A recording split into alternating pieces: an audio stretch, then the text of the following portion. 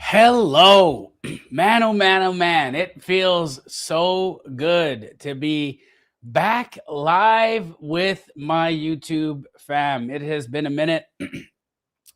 We haven't done Wholesale Hotline in a long time. And so I missed you guys. I missed my friends from YouTube land.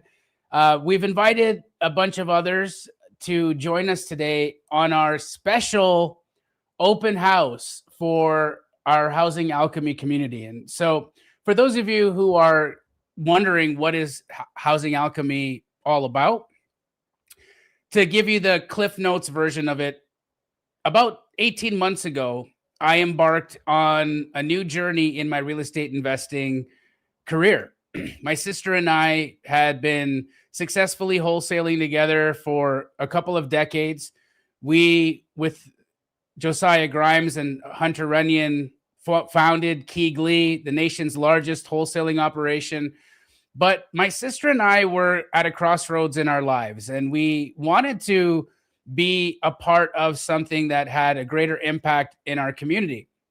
Not that wholesaling isn't an awesome business model. I mean, wholesaling is how my sister and I pulled ourselves out of not the best financial situations and changed our lives. We've been able to provide incredible lifestyle to ourselves and our families, as well as hundreds of other people who I've taught wholesaling to. But the reality is there is a fundamental situation that we're dealing with in the United States right now, a housing crisis, if you will. And I truly believe that the folks that are involved in solving the housing crisis phenomenon are not only going to be the ones who are going to have the most impact in our communities and leave behind an incredible legacy for the work that we've been able to do, but in addition to that, I believe that what we accomplish together is going to be a financial windfall that all of us, if we decide to answer the call, will be able to have substantially grown portfolios with massive cash on cash returns. We'll be able to provide incredible enterprise value for our real estate portfolios. We'll have excellent cash flow. We have occupancy rates that are above 100% with wait lists in the months. And I think that bringing all of these pieces together is what the real estate industry is missing right now. And I truly believe that over the next 10 years, the more millionaires will be made in real estate for those who are tackling the issue of affordable housing. So what we decided to do was open the doors to remove the barrier so that folks who are joining us from YouTube, as well as my email list, and some of you who we saw at Squat Up Summit, will have an opportunity to chat with us, see what we've been doing in our community, ask my sister, Rahima, questions about the projects that we're working on, talk to my other business partner, Vladimir, about the tech that we've been building, as well as some of the occupancy rates that we've been enjoying, communicating with our in-house lender who has just absolutely been a joy to work with and has made the lending aspects of co-living so much easier for us to wrap our heads around. And of course, none of this would be possible if we didn't have the amazing Anne, our community leader, who is really the glue and brings everything together. She's how I remember, where my computer is. I'm just kidding, but she's truly the glue in our community. And so, without further ado, I'm going to invite Anne to come up and say hello. Hi, Anne. How are you? You're muted. No, can't hear you. Okay, well, bye, Anne.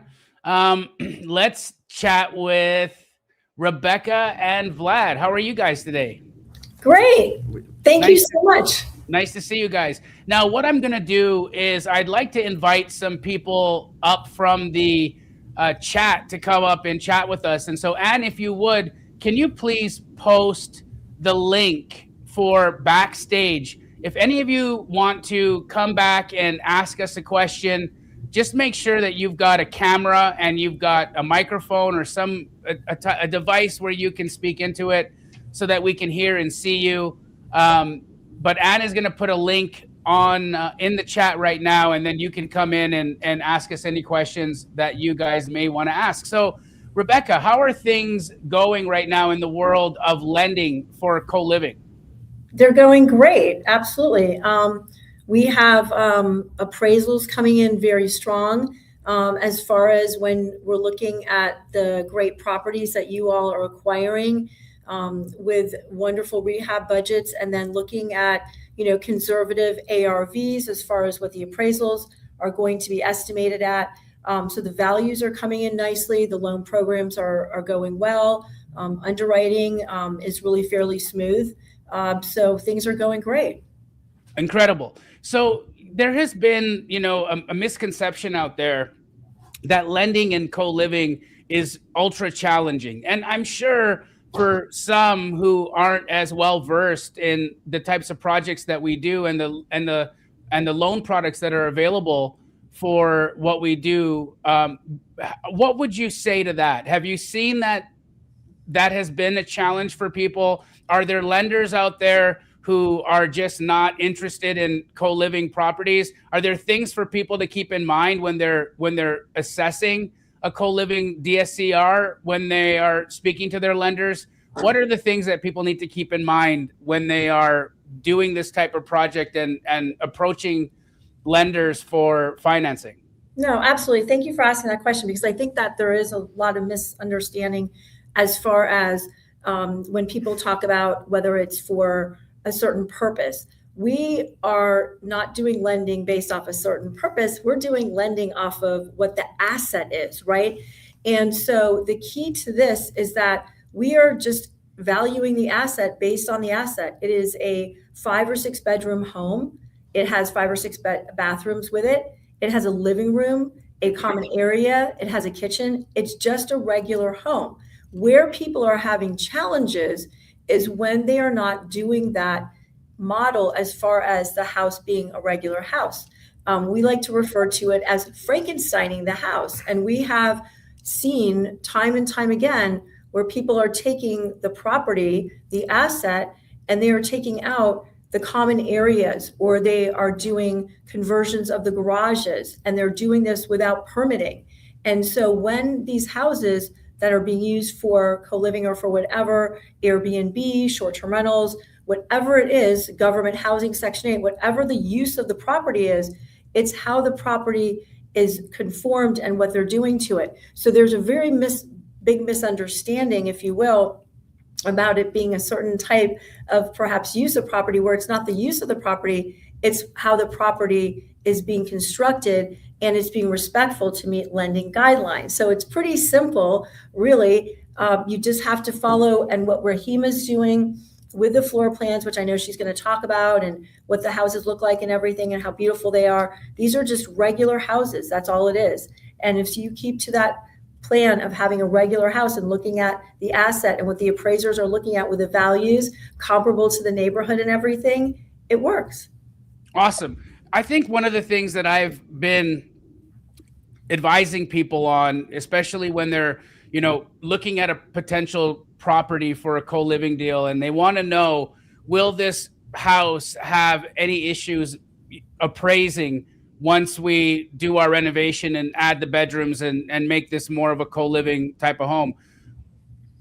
I think one of the main things is, as you had spoken to, making sure that you don't create a Frankenstein house. And what she means, friends, by a Frankenstein house is where, if you look at the model that some people on the Pad Split platform are creating, it starts not looking like a home anymore, right? When you remove the living room entirely, when you convert dining rooms to bedrooms, when you convert garages to bedrooms, when you use every usable square footage for living space, you now have taken away the elements of what traditional single family home looks like.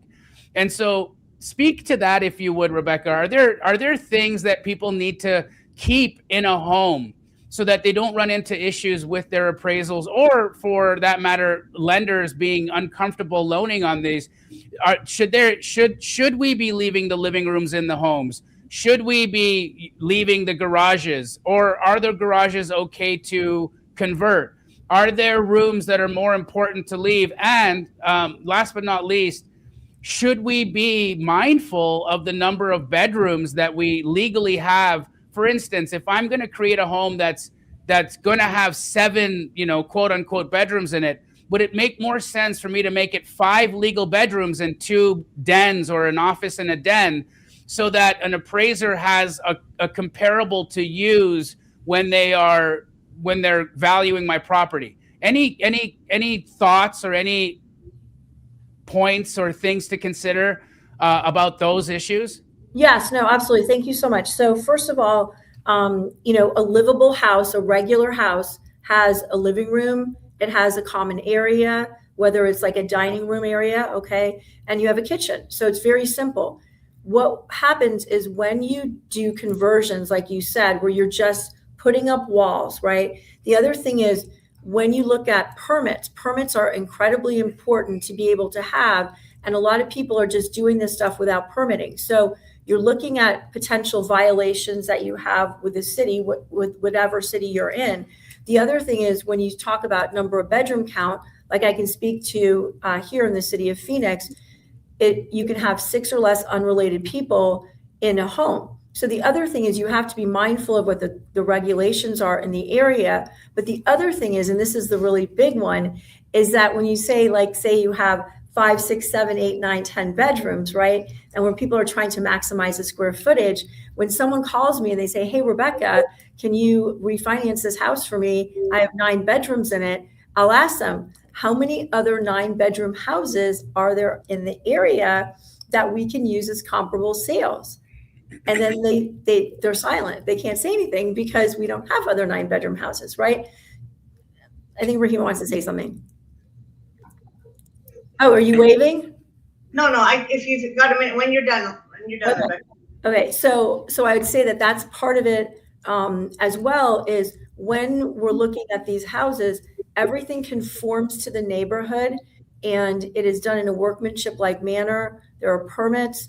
And what's so great is that these houses, with the level of work which Rahima is going to speak to, actually improve the values in the community, because they bring up the values based on how they're rehabbed, and that the values are consistent with what's in the neighborhood. Can I add like one more thing? Sure, Vlad. How you doing?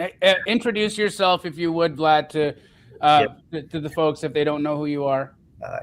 Hi guys, I'm Vladimir. I'm Rahim and Jamil's partner in Banana Split, which is a management company for co-living houses in Arizona.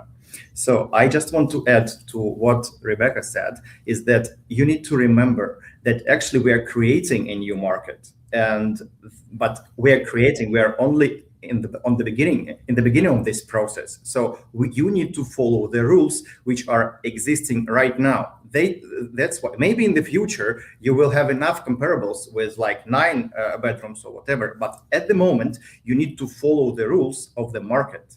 So that's why you need to leave a living room, you need to have a kitchen, and you need to have like the reasonable number of rooms in the house. So let's say that's in order for appraiser to find you a comp, you need to have it at least like at 6. We found this magic number like 6, which is something that we can find.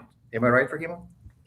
Yeah, absolutely. And to speak to what you were saying, Jamil, with respect to, is it easier for me to appraise my house if I don't have 6 bedrooms? Can I label it as something else? We don't furnish anything before the appraisal. And we won't furnish anything until we get a clear to close. Just in case the lender comes back and says we need a secondary appraisal, just in case that appraiser decided to give an opinion about what he thinks this house may be used for. So as far as he's concerned, there's just six rooms that have 6 bathrooms. So we're very like, particular on how we set the houses up. Okay, makes sense. And somebody asked in the comments here, why wouldn't the valuation be based on the original layout? Well, once you add value to any home and you've made an investment, you forced appreciation, a new value is attained. And so an appraisal would never be based off of an original layout. It would always be on what is the current state of the property, because that's what lenders are lending on. They're not lending on the original layout. They're lending on what's there now. So it's based on what is the current status or the current state of the property. So I hope that makes sense. For anybody who wants to join us, once Rahima, myself, and Rebecca are done kind of giving you guys a State of the Union, we'll be taking questions. And so there is a link right now that I've pinned in the chat. You can click on that link and it'll take you backstage. There's already a handful of you waiting backstage to ask some questions. I will get through as many of those questions as we can in the time that we have today. But again, this is just an open house for anyone who's interested in co-living.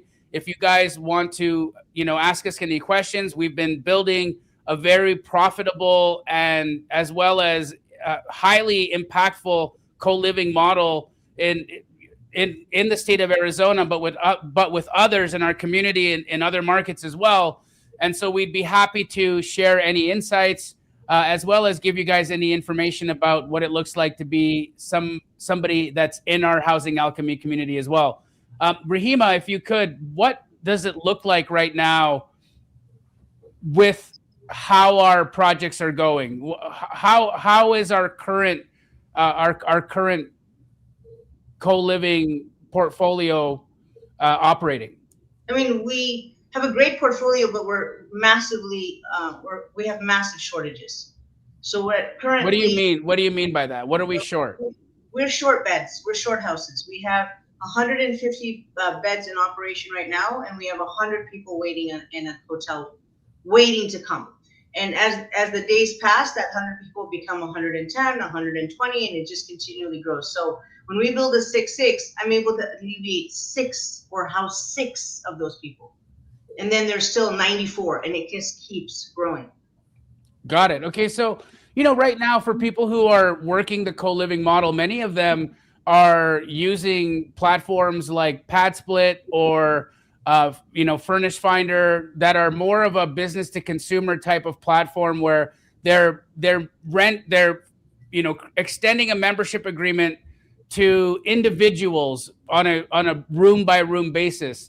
We've completely moved away from that. Can you speak to what our membership agreement looks like now and what the master agreement is in place right now with the current nonprofits that we're working with? Absolutely. So we work basically with what I want to do is kind of talk you through the whole scenario. Okay. So I want you to imagine Medicaid being the major payer, right? Medicaid is a state funded, in some cases federally funded healthcare conglomerate. It then pays insurers like Banner Health, Blue Cross, United Healthcare. It pays them, and then they pay a nonprofit, and then they pay an IOP in some cases, which is intensive outpatient, or they may pay various treatment centers for various people.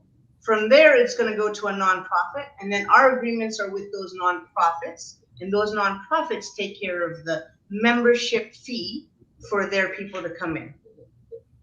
Understood. Yvette, can you change our screen back to what it was before? I apologize. There we go. Thank you. If that happens again, just put us back to what this is, because I'm fumbling around with these buttons back here. I don't know what they're doing. Okay, so Rahima, we've got master agreements. We've got master agreements in place with these specific nonprofits. How is the demand for these right now? And can this be done in other markets? Like we've got somebody in the chat right now asking about Connecticut, and I'm sure, we're going to get a whole host of questions about where else this is feasible. I don't think there's ever going to be a state where it's not feasible, because in every state in the United States, you're going to have a segment of the population that is struggling with housing, right? So what we're doing here in Arizona is we're starting the process, and we're compiling a lot of data. We have data that makes sense to cities. We have data that makes sense to nonprofits. The data that makes sense to cities goes like this. How much money did the city of Phoenix make in permit, in municipal taxes from our construction? That makes the city very happy. How much did it make in property tax valuations, where nobody was paying the property tax, and now not only is the property tax being paid, but there's a slight bump in the price of that property tax, which then becomes sort of a bump across the entire neighborhood. So the city is reaping the benefits of this. Then you go to, okay, well, now we're housing people, and in some cases we're even providing employment. Even if we're not providing employment, nobody can get any type of employment if they're unhoused. That's an impossibility. Safe and secure housing is the definite foundation for any sort of employment, correct? So now I would agree. Yes, so now they're actually they're collecting revenue from income tax. They're collecting revenue from sale tax. It's a revenue generating scheme for the city. And that's what, of course, the city has a heart. It wants to help its citizens, but at the same time, it needs to pay the bills. So when we're saying, hey, we're not only helping, we're also providing revenue back to the city. When we have that data to go to other cities in the United States and say, we've done it, here's our success, we'd like to do it here. Got it. So can it be done everywhere? Yes. We're literally creating a use case for other nonprofits to kind of look at. This is the model that's been really successful in this market, and we could potentially implement this over here. Someone in the chat asked, what type of nonprofits are more inclined to enter into a master agreement? What would you say some of those industries or some of those niches are, Rahima? You're always going to get the healthcare industry, because it's for the longest time, let me start over. For the longest time, they did not want money to go into housing. So if they were paying insurance, state insurance, they didn't want any of that funding to go into housing. Recently, as recent as the last 6 months, they've said, wait a second, if the patient doesn't have safe and stable housing, there's no amount of healthcare that's going to work. Because what ends up happening is we've provided some treatment. They're at a bus shelter now. They've gotten hurt again, or there's nowhere to sleep. The weather is, whether it be too hot or too cold, and now they're in an emergency room. And that emergency room bed costs them 10 grand for the night. And that goes back to the state. So they're saying, okay, wait, maybe we made a mistake. Maybe we do need to look at housing.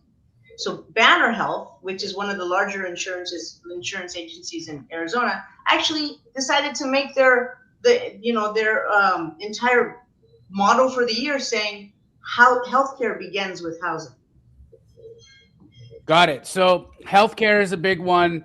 I know that justice is another one that has been very substantial for us. It's tricky because they're not the payer. Okay. The consumer becomes the payer. So it's important for people to figure out who's paying. If justice is sending you, what do we mean by? Let's explain it to people who have no idea what we mean by justice. What's justice, Rahima? So we would say justice impacted people, right? So either they're coming to you from the Department of Corrections. So the parole officers are calling you and saying, I have an individual who's looking for a place to stay. Oh, what kind of people are we talking about? Are we talking about someone who's had like a couple of DUIs? Are we talking about somebody who, got into a fist fight, or are we talking about somebody who's killed 9 people? So somebody who's killed 9 people, the chances of them ever being released is 0. Okay. So we're definitely talking about people that are, coming back into society. So typically non-violent offenders? Typically non-violent. Generally, non-violent offenders are inside for many, many decades, right? So we're talking non-violent, maybe repeat offenders, repeat DUIs, repeat assaults, and they're on their way out. And so when I talk to them, I ask them, so how are they going to pay? What's the pay structure? The Department of Corrections has no budget for that type of housing. Sure. So we're looking, when I say payer, we're looking, who is the organization? Are they coming through a nonprofit? So, for example, somebody may be released, a female may be released from Department of Corrections. They're coming through a nonprofit like Dress for Success or Arrowhead. these organizations may have funds available through grants or other ways that they're fundraising. They'll say, okay, we're going to pay the first 6 months of this individual to be able to live there. We're the payer. Understood. Okay. Now, what's been really interesting that I've noted, or that actually you guys clued me into, was that the people that we have in our co-living homes right now that are coming from, someone is trying to enter the studio, but it's full. Oh, got it. Okay. So we'll start bringing people up here in a moment, Anne, so that we can let new ones in. But Rahima, when I lost my train of thought there, I apologize. Anyhow, let's go to a question. We'll go to a question. I'm going to bring in somebody from our backstage, someone who you guys need to have your cameras on, because a lot of you back here don't have your cameras on, and I'm not going to pull you up until you do. So the first one who had their camera on is Eugene. Eugene, what's up, bro? Hey, what's up, Jamila? Hi, Rahima. Hi, guys. Eugene, how are you? I'm good. I'm great. The first day I heard about Alchemy and Banana Split was amazing. My brain blew up, I swear. Because you recovered really well. You look great. I patched up really good. I'm a nurse. So anyway, well, actually, I'm in Texas, Dallas, but I had spoken to Jamil about this earlier on. I am adamant in trying to create a kind of like a cohesive connection between home health care, assisted living, behavioral health, all those kind of government-funded, grant-associated programs that pretty much help out with keeping, a 98 to 100% occupancy for all these locations, and then working within the Alchemy format and the Banana Split format. I was wondering how quickly or how fluidly can I start working with you guys here in Texas? So Texas might take us just a few months to be able to really get down there, and we need to figure out where to purchase, because where in Texas are you? Dallas. I'm in Dallas. In Dallas. So what's it like in terms of property taxes in Texas, in Dallas, and your insurance? What's that like over there? Well, I mean, you already know Texas property taxes suck. So the property taxes in Texas are oppressively high, Rahima. But that doesn't mean that the nonprofits aren't active there. It's just that the model itself is not as profitable in a market like Texas if you compare it to, for instance, what we've got going on in Arizona because of our lower insurance and lower property taxes. But without yes. So we would look at where to buy, which city to buy in, right? What area to buy in, and then we'd have to at least have one so that the nonprofits can come and see it. Because when I talk about it, people scratch their head and they're like, "That doesn't make any sense. How do you turn that?" That's why you need me, right? In Texas, I'm here. So we build one. I'll get you running. We build one, and we basically we held open houses for 6 weeks before we were able to really get people's head around what we were doing. Okay. So that's a piece of it, right? Rahima is really, getting out there. One of the things, Eugene, I want to note, and sorry, I didn't mean to cut you off, but I want to make sure that you're aware of this, that when Rahima was making her connections with our Mercy Center, that's one of our larger nonprofits that we work with. She was visiting the parole hearings for how long would you say that you went to those parole hearings before an opportunity presented itself for them to come and take a look at our projects? I'd say I went for at least 10 weeks, twice a week. Okay. And that's as well as we went to the larger expos. So I would say we went to at least 25 to 30 of these different events. Now, do you need to have the home available for them to see it before you start making these inroads into building the relationship, Rahima, or can we make the relationship and then build it? You need to build it because people just don't get it. They need to walk in and see it. They need to sit down. And then when they look around, when I know that it's done is when they say, I would live here. That's Got how it. I know it's done. So Pretty first and foremost, Eugene would need to create something that he has like a marketable product, and then start the path, open the doors for, you know, the specific nonprofits. And of course, Eugene, we've got connections to the nonprofits, their chapters in Arizona. I'm sure that there's, you know, corresponding chapters in other states, and so there's some continuity as well as goodwill that you'll be able to kind of piggyback off of, if you will, in being a Yeah. part of our group. But that would definitely be something that I think you would do, is you would want to do is get your product ready. And I got the marketing connections for in the sense of how Rahima does it. Like I said, I'm a nurse. I've done home health care. I've done marketing for home health care. I literally have an in with the VA here. I'd love to discuss all this stuff with you guys at a better platform. But yeah, I am so ready to move forward. You know, With this Eugene, format. I think what could be really helpful is if when's the next time you plan to be in Phoenix? I don't know, when you calling me over. Well, Come on over. yeah. Bro.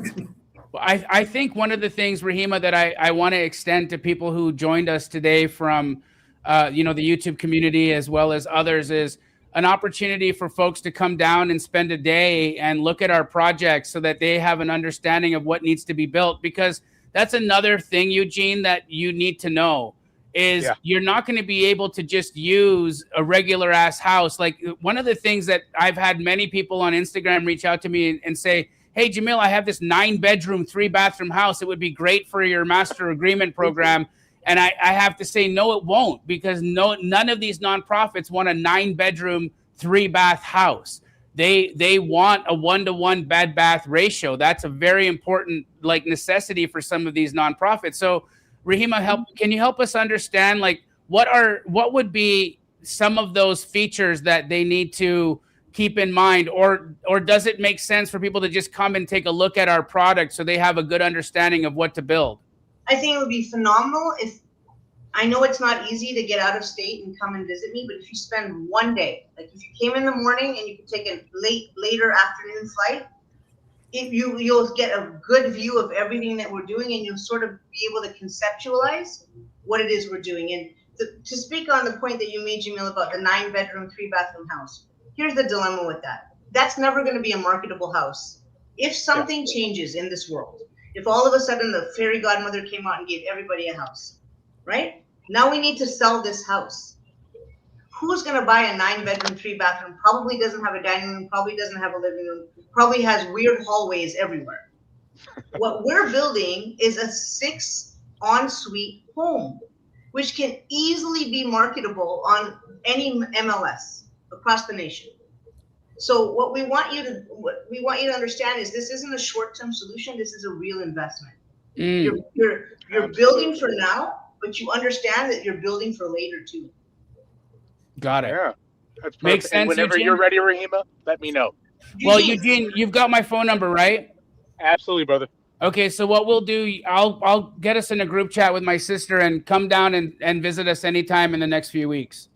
I appreciate that. Thank Come you as soon as you can. much. Absolutely. Yes, absolutely. Thank you, Eugene. And you look great. Oh, you look better. No worries. What a guy. Thanks, brother. Bye, honey. Bye. All right, I got another opening in the backstage. If you guys want to click on that link again, you can come back and I'll put you on again. I will not bring you up if you are A, don't have your computer on, and B, aren't wearing pants. So Brett Jones had both of those. He's got pants and his camera on. How are you, Brett? Hi, Jamil. I'm doing great. Hi, Brett. Hi, Rahima. How are you? Everybody. Doing well. I had more of a technical question for the dadus.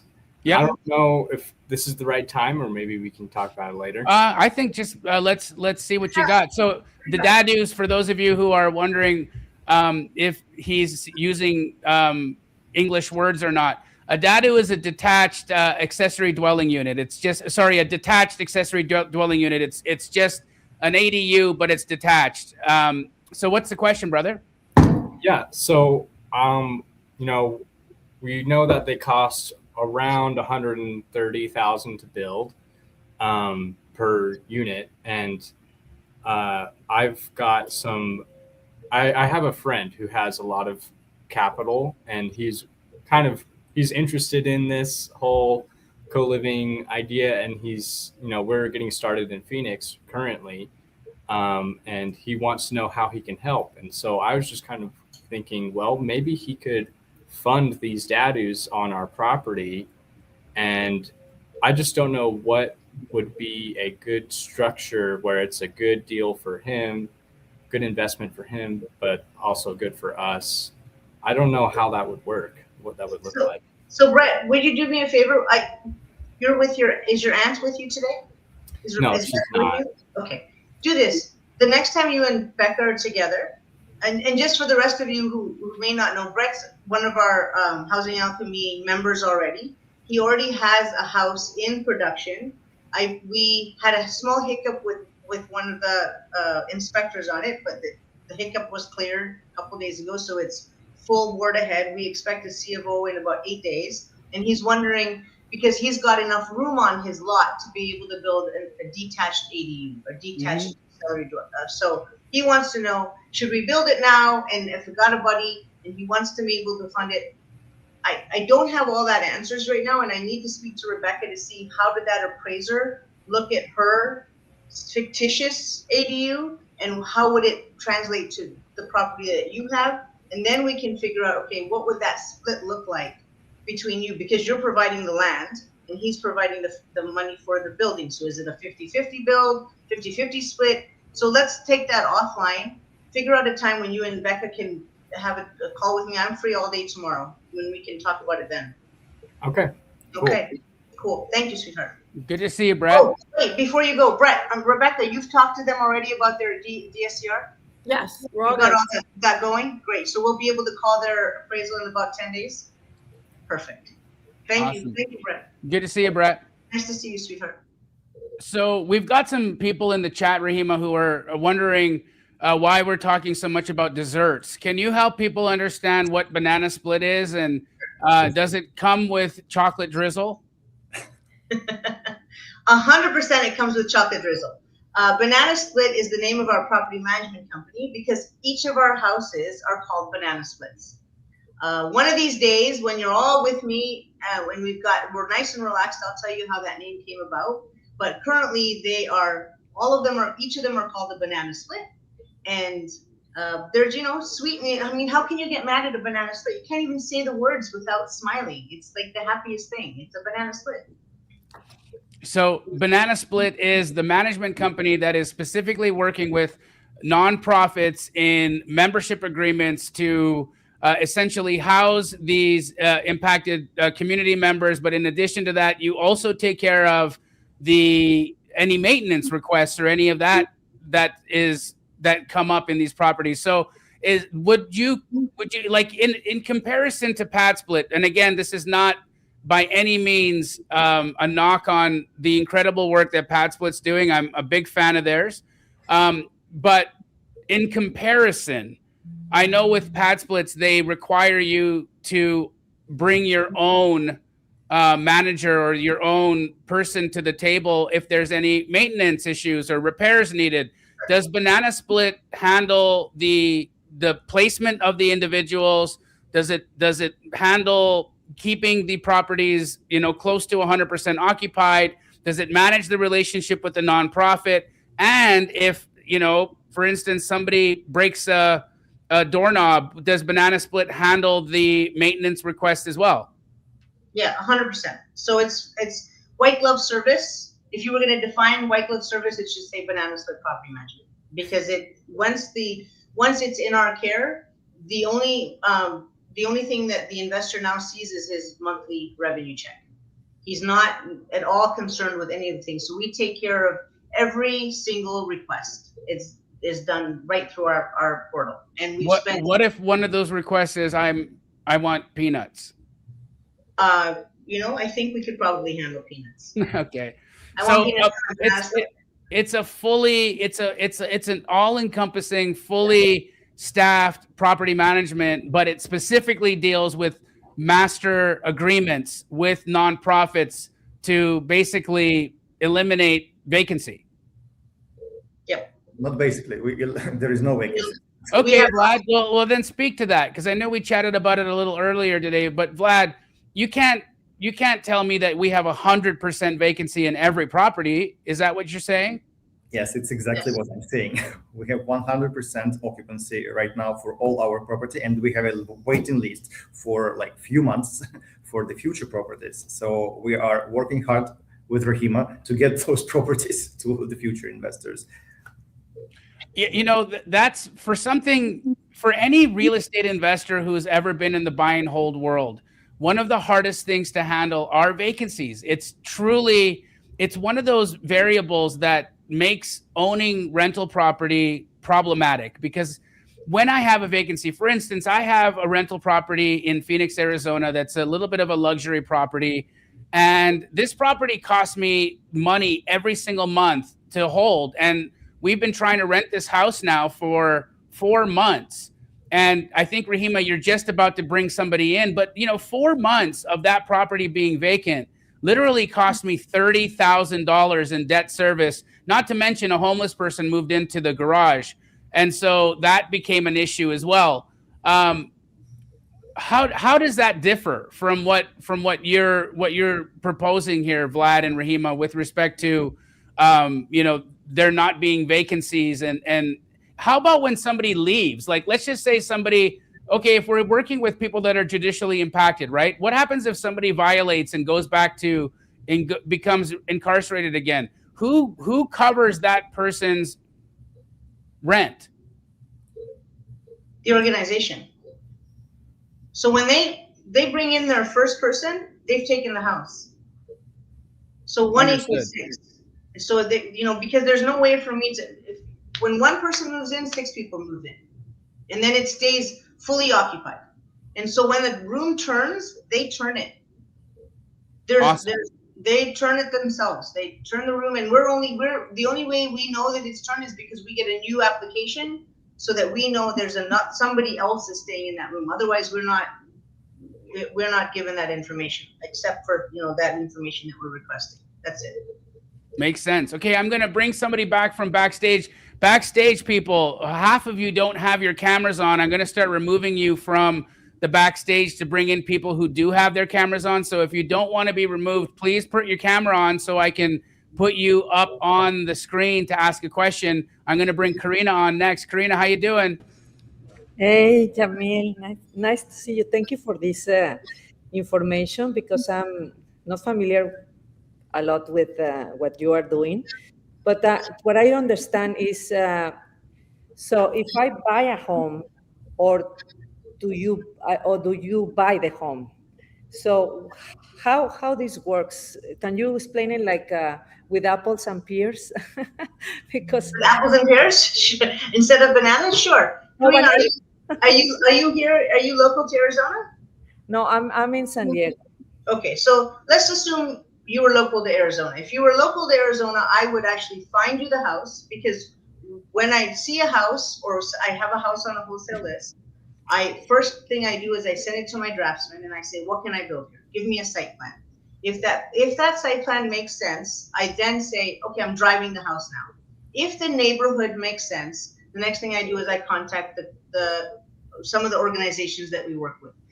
Does anybody like this property? Usually I get a multitude of yes, we're good. Then I say to my draftsman, go straight to the city right now in the next half an hour and find out what we want to build here. Is it buildable? Once all that due diligence is done, I say, okay, we're good, pull the trigger. Then I would come back to you, Karina, and I would say, Karina, this is the house. This is what our site plan will look like. This is what our floor plan will look like. And this is what it's going to cost to build. Are you in? And you say, yeah, Rahima, I'm in. Then we find you the financing and we build the house. And then as soon as Rebecca does your DSCR loan so that we can pay back the financing, she gives me a clear to close. Our furnishing team comes in and furnishes it, and within 48 hours it's full. Nice. So the financing is how much? I mean, it's like 80%, 70%. What are you pulling out right now, Rebecca? 75%? 75%. So let's say the average house in Phoenix is $450,000. Is that correct, Jamil? Yep. What's 25% of that? Maybe like 115. Yeah. Okay, 115, and then say another $10,000 in furnishing costs. So you need an average of about $125,000. And what does that typically return on a monthly basis for if somebody was to put in $120,000 and own a and own one of these banana splits? What are they getting? What are they getting as a cash on cash typically? Who's got a calculator? I got one. So $260 is what we're charging per week per room.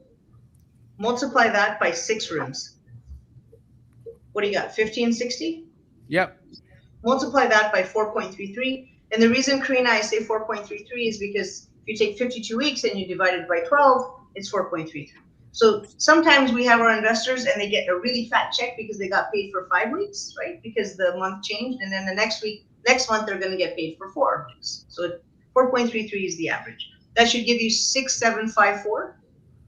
So that's gross. That's before management fees or anything like that. But typically they're pulling out somewhere around $6,800 a month in gross rents. Correct. Yeah. Without any vacancies. 0 vacancy. It's crazy. Does that make sense, Karina? Yeah, that makes a lot of sense. The other question that I have, so it's like you have the non-profits and all the companies business to business, and then you have the house. You tell me to invest in this house because that will give me a profitable business, and then you put the house with the company, so the company give you the rent for the house. Correct. And then you charge per room. So it's like so you are managing the that's what I don't understand. You are managing the enter and the exit of each person, or the company that rent the whole thing, the business that rent the whole house does it?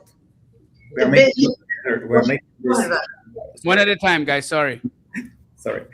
We're making this together, Karina. So we are working with these nonprofit companies and organizations together. So we are covering all the housing part as the housing provider for them. And they are supporting us with their clients, and they are sponsoring, they make the sponsorship for the placement. Okay. So normally, a lot of people, like I would say 98% of people, they stay in our houses like for at least 8 months, like they are staying there. As soon as the program is finished for them. So we have a call from the company, from the organization saying that, we are actually done with this client. So what will happen? We will ask the person if you want to continue with us or no. If you want to continue with us, so no problem. We will place them in the next house we have, So because we will create the special houses for those people who are finished with the programs and they're paying by themselves. But for the time being now, all those people, they are paid by they're sponsored by the nonprofit organizations. So Karina, what happens is, so we've actually started employing them. I'm sure you're aware that there's a lot of deportations with our present administration, right? Especially because I'm Mexican. There we go. So it's impacted construction quite a bit. And so a lot of construction crews are down to, there's a lot of, abandoned jobs right now sitting around the city. What has happened here is we have a group of individuals hungry for work. So we're actually able to train them to start building the next one. But what happens is we don't pay them directly, we pay the organization. The organization now removes their membership fee, pays us, removes the fee that they're taking to transport them to work because they're coming via transportation provided by the organization, and then gives them the remainder. So what they see is, this is a phenomenal way for me to live. My rent is taken care of, my transport is taken care of, I have a job, I have money in my pocket, I'm great, I'm never leaving. Yeah, sure. And also another question is, what would you say if a person, because I know this this virtuous circle. I mean, it's a very, very nice circle of wealth. Yeah, because you are helping, and then they are helping each other, and then they are helping themselves, and it's a virtuous circle. So, what would you say a person that do not have any, I mean, the money to invest? How can they be incorporated in this model to help more? Jamil? I think what Karina's question was, what happens if they don't have the capital to do one? Was that right? Yes. Okay, you got to raise the money.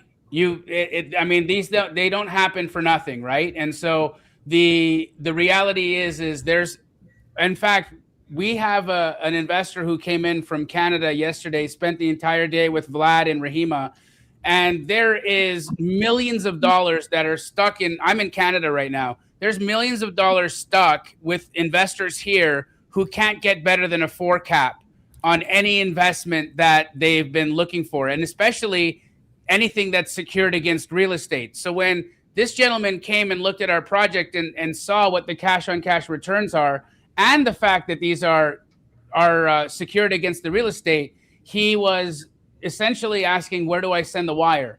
And so the reality of these are that these become very profitable to private money lenders, private money partners, but you have to be able to explain what these projects are well enough so that you can attract those lenders. That would be I think the most easy way for you to get involved in the deal, because again, we've had people in the Housing Alchemy community who have partnered up. They didn't even have all of the funds to do one. So we get people who are saying, okay, well, I have this much, let's pool our money together and go in on one. And so that might be a way that you structure it, where you come in with partial funds. I think the reality is that as soon as you start looking at the numbers and presenting the numbers to financial partners, they become very intrigued, because there's no rental scheme out there that can give you this type of return that exists. Yes, totally. And Makes also, sense? so the I'm sorry, Karina. I don't want to cut you off, but I have like 20 people backstage that want to ask a question, and they'll start killing me if I let you ask a fourth one. Okay, thank you. Okay. Take care. Effie, how you doing? Hi, Jamil. Hi. How are you? I'm good. I wasn't at Squad Up because it wasn't well, but now I'm well. So, I'm so sad. I'm sad that we didn't get to see you, but I'm happy to see you here. Rahima, Effie is one of our Canadian fellow Canadians who now lives in Chicago. She's a Sub 2 community member. She's got an amazing podcast. She is a dear friend of mine, and I just wanted to introduce you to her before she said anything, because I love Effie. Hi, Effie. and thank you. And Rahima, I have to get to know you, period. Absolutely. Effie, what part of Canada did you live in? I grew up in Vancouver. Okay, so you went from somewhat cold to super cold in Chicago. Yes, and the only thing that makes it bearable is the warmth of grandbabies. Oh, there you go. That's why. I got you. I would move to the ends of the world, right? So Yeah. Almost. Well, I just have to kidnap them and take them someplace warm. yeah, I got you. So this is the first time I've had a chance to actually jump in and hear what your guys are doing. Now, there's Robin, there's Andrea, there's a bunch of people I know that are in your group, and I'm like, oh, this is interesting. I do co-living. I have a 9-bedroom, 3.5 bath in Charlotte. Okay, I'm not crazy about pets, but let me listen. And what I am observing is that you do this. You actually have done this for yourselves. You're setting up your own business. Am I correct? You teach it in the Housing Alchemy, kind of mentorship. Is that correct? Yes. Correct. And you also will take, like the Canadian or the American, I'm dual, and Greek and whatever, and just simply take the money from folks and invest for them. Not, we wouldn't take the money. What we would do, Effie, is, one of the things that I'm big on is that you retain ownership of your property. I'm not big on. I don't want your investment money and to be the owner. I want you to be the secured owner. I want you to be the person that has the deed to the property. But what we would do for you, if that was like, let's just say you were like, hey, Jamil, I really like I would really like a 20% cash on cash return that's secured against real estate, but I do not want to do any of this stuff. I just want my check every single month. So for people like that, what we would do is we would identify the property. We would put them in a really, really good deal. Of course, I'm sure you're aware, I have access to all of the best wholesale deals all across the country, just being in my position. So we find the best opportunity for that person. And then my sister does the construction with her teams, and we help with the financing. We get all those pieces, and then we completely fill the property up. We manage it for you, and then that individual just gets their wire every month. Okay. This is really good. So I love you, but you know how I am. I just tell it like I see it. I do think that having some sort of a whiteboard or an illustration to explain the different ways that you guys work would be helpful. Yes. Also some visuals, like here's what it looks like when it's a ground. Here's when it's, what it looks like 6 months later when we have the permits and it's going up. And these are the people that live in here now. Something that kind of, because when Pat Split first started, I was like, what the frick are these idiots talking about? It took me a long time to understand it. I understand what you're saying, and I think it's definitely much more than just one or two niches above, but it's new. And as articulate as you all are, I do think that visually it would be easier to get to the full understanding. I agree. Just my 2 cents there. Thank you for that. Thank you for that. I am. My sister is not an artist, but I'm giving her that as an assignment. Rahima, start drawing. Okay. Well, the other thing that I just want to touch on those 3 things. You do it, you teach it, and you also help the investors to retain ownership and to become part of it. Can you talk briefly about the mentorship? What does it cost? How big is it? What do people learn? Like, I thought this was going to be a Zoom, and I kind of wish it was, because I don't like that everybody's listening to what I'm saying. But what I want to say is getting into the thick of it and learning from each other and such. That is appealing. Can you talk about the mentorship and how? Yeah, I'm happy to. Thanks for and folks. I didn't plan Effie to ask that question, but it's just awesome that she's asking, because the Housing Alchemy community is wonderful. Of course, we're a small community. We're not like how Sub 2 is a really big community. It's thousands and thousands and thousands and thousands of people. But of course, my brother Pace loves to do so many different things in the world of real estate and business buying and RV parks and all of that. And that, sometimes people can get just lost in all of the different options. We have gone all in on co-living. And the only thing we deal with and do in the Housing Alchemy community is co-living. And so what that really looks like is typically once a week, we all get together, folks come onto our call. We look over potential deals. We run through the numbers of them to see if they make sense. We analyze them. We look at whether or not this A would work for our specific model or B not. We help people understand the different nuances of construction in case they're not working in our specific market. Let's just say they're wanting to do something like this in North Carolina. Well, if they're getting bids from contractors, my sister thankfully understands what those numbers need to look like. And so we help those people kind of make sense of what they're looking at, making sure that they're not going to get ripped off or robbed by anybody. If there's connections that we can help people make, we do that as well.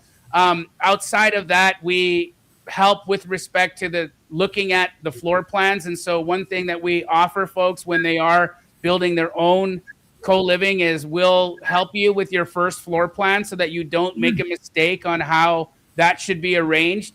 just to make sure that you've got the most ideal floor plan for a master agreement to make sense in your specific area, and also making sure that you're not buying in an area that's going to be problematic.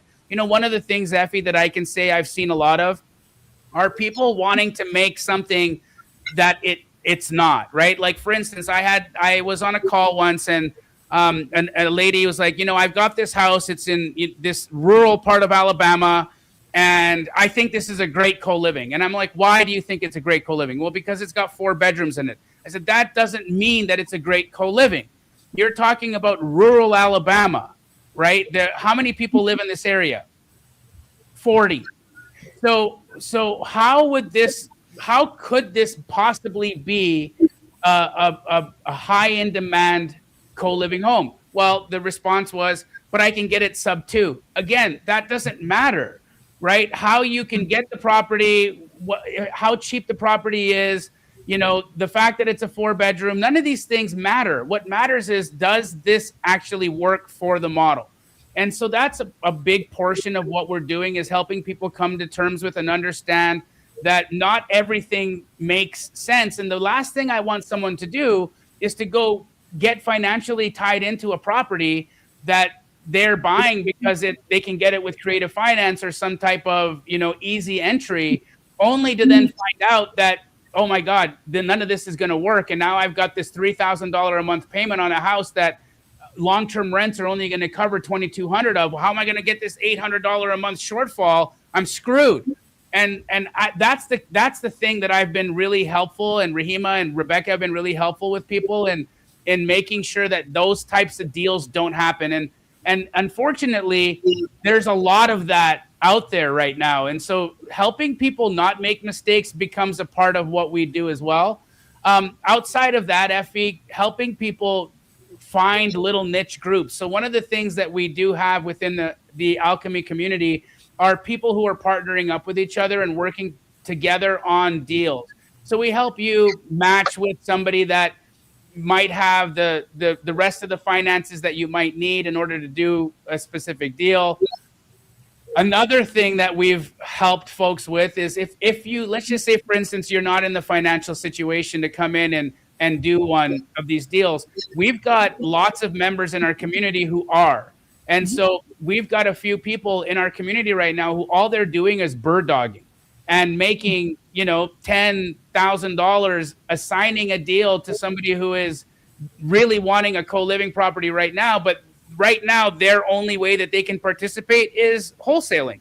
So I also think that, look, you don't have to wait until you're ready to buy a co-living home to understand what it means, or to help people get into these deals. You could also bird dog for them while you're learning and while you're understanding and getting your head wrapped around the ropes of what this looks like. So all in all, that's essentially what we're doing for the most part in Alchemy. Rahima, Rebecca, Anne, are there any things that I'm missing here? No, I think that's right. I mean, there's lots of ways to participate instead of just being. Yeah, I love that part. I love that part. I'm just wondering, how do people find out more about it? Well, my God, Effie, you just ask all the great questions. And if you would, can you put your Calendly link in the chat? And for anybody who has questions about Alchemy, wants to talk a little bit more about it, Anne would be happy to chat with you. Anne is our essentially our Saravi. She knows everybody in the community. She's really connected to everyone that's a part of our group. She's got access to myself. She's got access to Rahima. And so I think Anne would be a really good resource to see if this is something that would be a good fit or that's in alignment for you. Okay, but tell her to refresh the link because it's not opening. Okay, thank you. And the link is not opening. Please refresh it.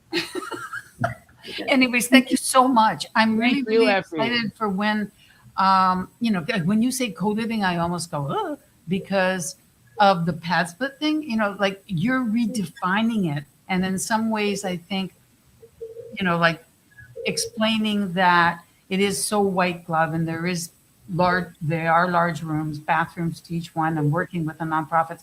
All of that is so different. that I almost kind of hope and expect that you might come up with a name that conveys that more to the people who only think co-living is, here's a room, want it? Right. I absolutely agree with you. One of the positives, but I think also one of the negatives of what PadSplit's done so well, PadSplit's kind of become the Kleenex of co-living, right? Like when you think of facial tissue, we all call all facial tissue Kleenex, even if it's generic, right? You call it a Kleenex. And they've done a great job of branding themselves as you know, the end all and be all of facial tissues. Well, PadSplit's kind of done that for co-living. And so people now use the word PadSplit for what co-living really is. But when you think about it, what they're doing is a very entry-level model to what this is, right? And here's one of the things, and a part of the reason why we've gone this nonprofit route is when we were building Keeglee, one of the reasons why Keeglee became successful is that what Rahima and I focused on were business-to-business relationships, creating partnerships with real estate agents and creating partnerships with wholesalers as our primary means of lead generation. So we didn't do direct-to-seller marketing. We didn't cold call people. We didn't knock on people's doors at 7 o'clock at night. We didn't have to worry about getting sued by a seller who said that we took advantage of them because we always had agents involved in our deals. But one of the better things about that also is that I've done multiple deals with the same agent for an entire decade. I didn't have to go and rebuild that relationship over and over and over again. I built it once and it pays me for life. And it's the same thing with this. We took the same mentality, the same strategy of looking at this from the perspective of business to business longevity and having it more of a relationship-based model versus a transactional model. And that's the reason why I think it's so different from what PadSplit's model is. And so I appreciate your thought in maybe renaming it. Effie, you and I should communicate more because maybe we can come up with a name together. Oh my God. Okay. I love you very, very much. I'll obviously take as much time as I can get from you. I want to say thank you. I am super stoked to watch you guys grow. I don't know when and how I'll get into how I'll fit in this, but I know I'm going to meet Rahima and I'll be able to help in any way and I'll be there. We love you, Effie. Thank you so much. Thank you. What a lady. She's truly one of my favorite people. You know, funny story, when her and I first met, I kind of pissed her off and she let me know. She was so honest with me and just was like, hey, I didn't like what you said here and help me understand where you're coming from. And we had a really beautiful dialogue and we have been like real friends since. I've been on her podcast. I think Effie is just one of the coolest humans out there, and she's truly got a heart of gold. And so Rahima, whatever we got to do to work with Effie, I want to do it. Okay. I like that. Let's do it. Awesome.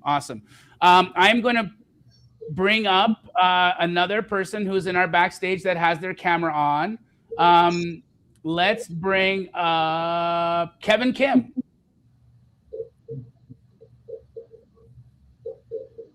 Are you there, Kevin?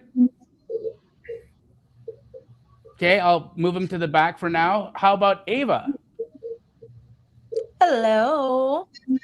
How are you, Ava? Good to see you. I'm good. Hi. I love what you guys are doing. I follow you, Jamil. I followed you for a while.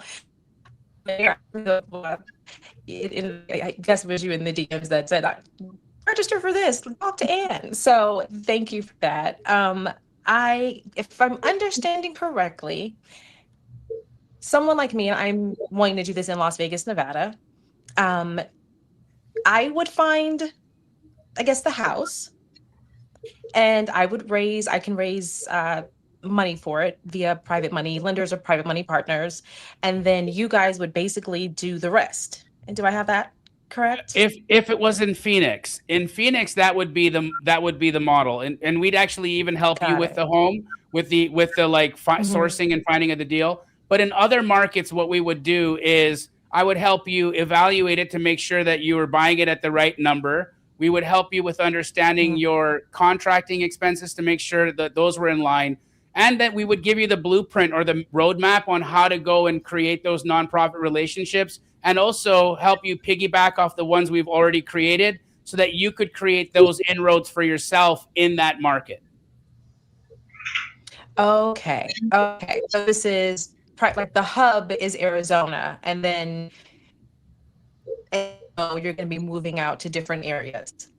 Correct. And I think that, for the most part, what I think most people who want to have this model in their own market, the reality is that the nonprofits that we work with are ones that we've selected and chosen because they're causes that are near and dear to us, right? And because these causes are important to us, we feel really inclined to be involved in them.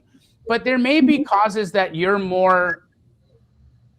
have a greater affinity to. I mean, there are nonprofits right now that are dealing with housing of victims of human trafficking. There are nonprofits right now dealing with housing of veterans. There are nonprofits right now dealing with housing for people that were aged out of the foster care system. So there's so many different verticals and nonprofit sectors that you can be involved in, but you have to understand how to approach them first and foremost. And second, what are the bolt-on services, or what are the bolt-on things that you're bringing to the table as well? For instance, for us with our partnership with Mercy Care, the fact that we offer employment and that we are training these people for workforce in the construction field was a massive draw for them, because they see it as, well, you're A, providing housing to our people, B, they're working with you. And so we've got so much of what we do as a continuation of care, which is what their mandate is.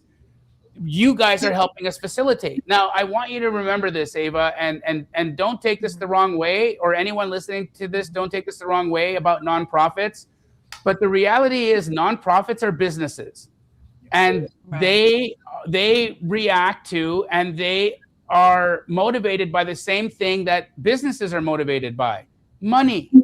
And so when you can help a nonprofit unlock more funding, you become very important to that nonprofit. So we show you how to position yourself in those ways to unlock more funding for these nonprofits so that you can develop these relationships faster and more sustainably.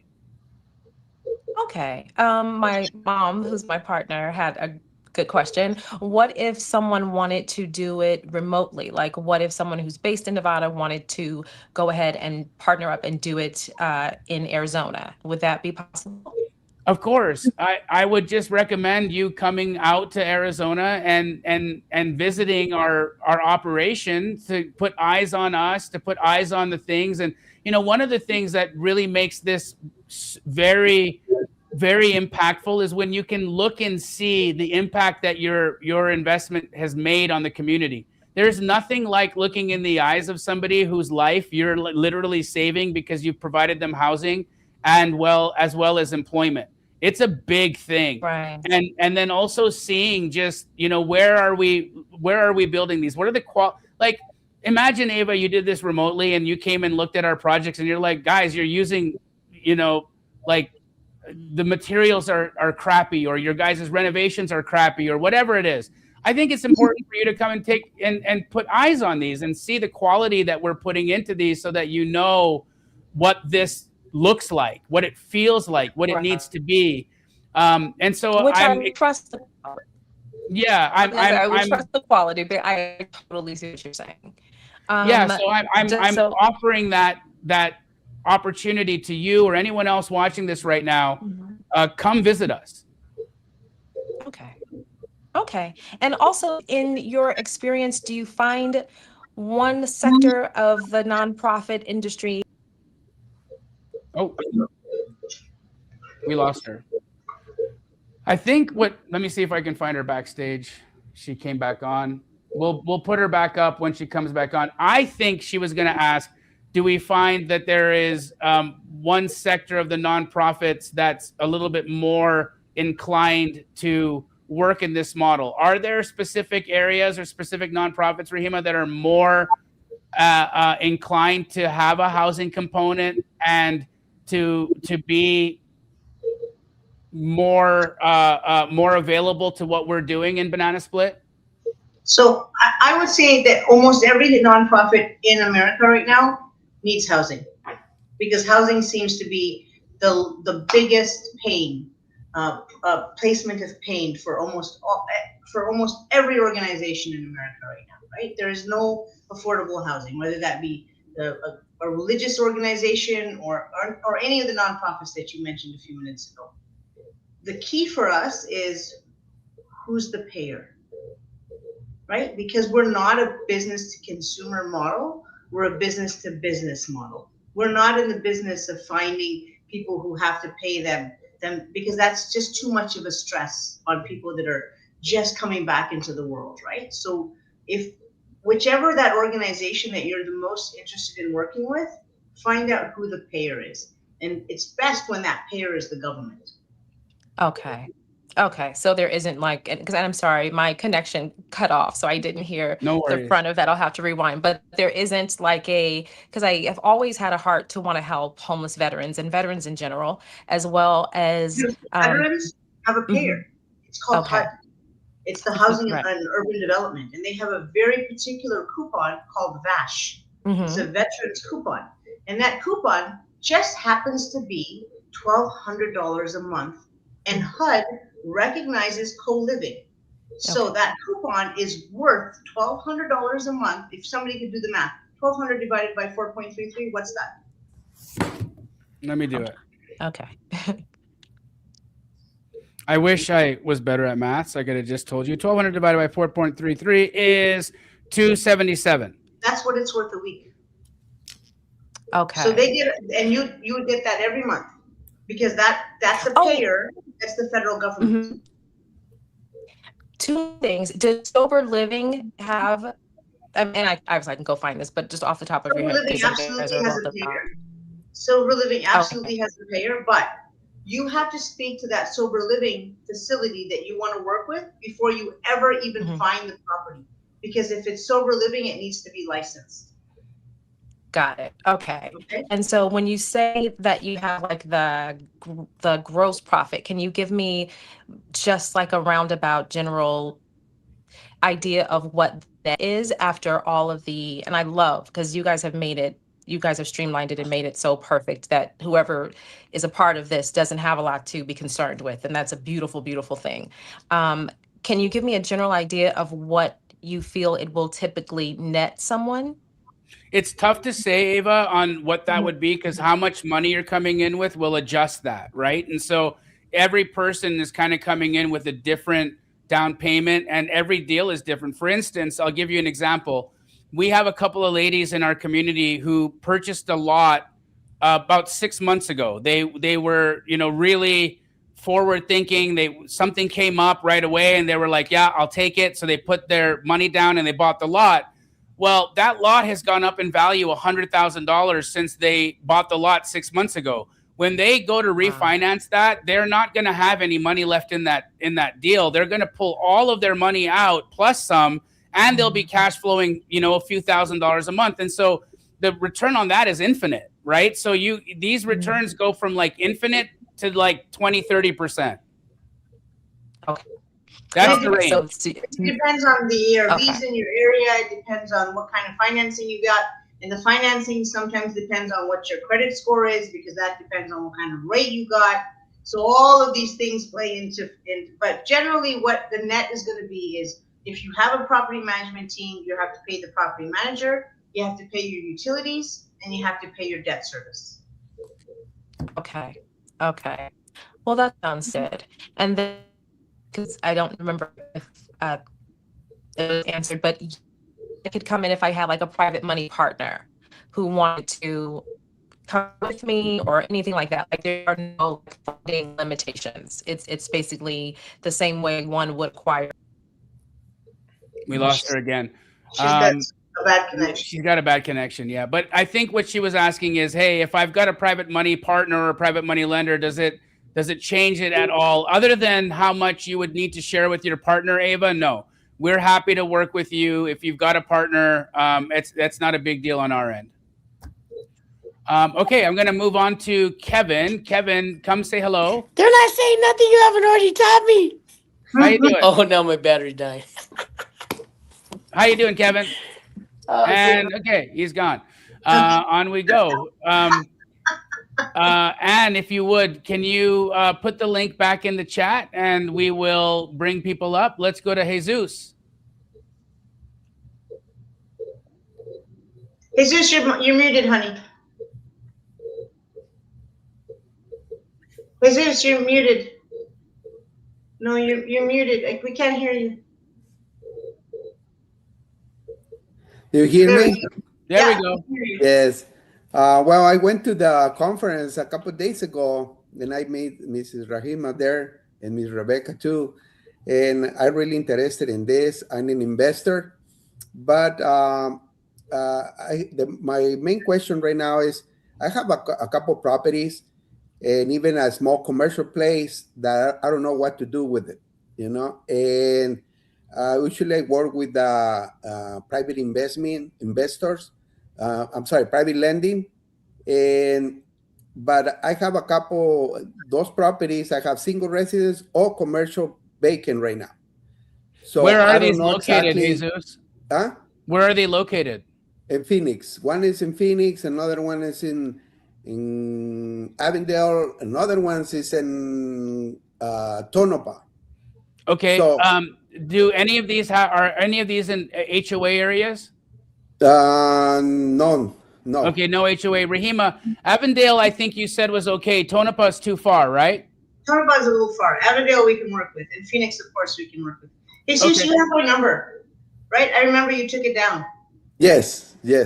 Text me and I'll give me the addresses and I'll look at them for you.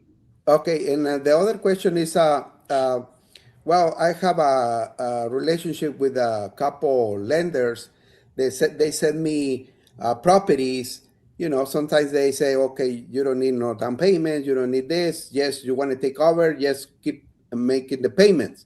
So in this case, I received last week one house is almost, I think, almost 3,000 square footage. But I don't know if it's how Mrs. Hamil says, I don't know if it's a Frankenstein house, but it's divided in 4 apartments, with each apartment has their own bathroom, like a little, let's say, single. So I don't know if I want to take it or it's not part of, it's not useful for what you just say. You mind if I take this question? Yeah, please. I've seen this come up a few times in the chat where people ask, can we do this with multifamily? So let's assume that this house is not a Frankenstein house, that it's truly like a multifamily, like a fourplex. Okay, let's just assume it's a fourplex. Does that work for co-living? So that's not really co-living, that's multifamily. The reason that the thing that differs them or differentiates them is that co-living is a community living, where although you have independent space, you have a shared kitchen, a shared laundry, a shared area where you have family structure. So can co-living coexist in multifamily? No. And are the organizations that we're working with interested in co-living? No. No, they're interested in co-living. They're not interested in multifamily. Sorry, they're not interested in multifamily. They're interested in co-living. Do they want a multifamily property? No. And the reason is that there's no community in that. All of a sudden, that person becomes isolated. That's why the hotels don't work, is because everybody's isolated. They want a space where there's a few people that they've curated together to come together and live together and grow together in neighborhoods, not in multifamily parks where they're far away from the rest of civilization. They want them in the neighborhoods. Yeah, well, that house is in the streets. I think in Greenway Street. But if it's a multifamily, it doesn't work. work. Yeah. So in this, we'll look at them together and we'll see if any of them work. Yeah, that's another question. That how I can find out, like if I get the opportunity to get a property like that, how I can find out before I get involved in to purchase it, or you know, to if it's okay for the program you have. Yeah. Do I send you the address, or how does that work? Jesus, that's part of what we do in our community. So if you are interested in joining us and being a part of the Alchemy community, then that's how we rock, right? So when people that are in our community, they send us their deals before they go and make purchases so that they know, is this going to work or is this not going to work?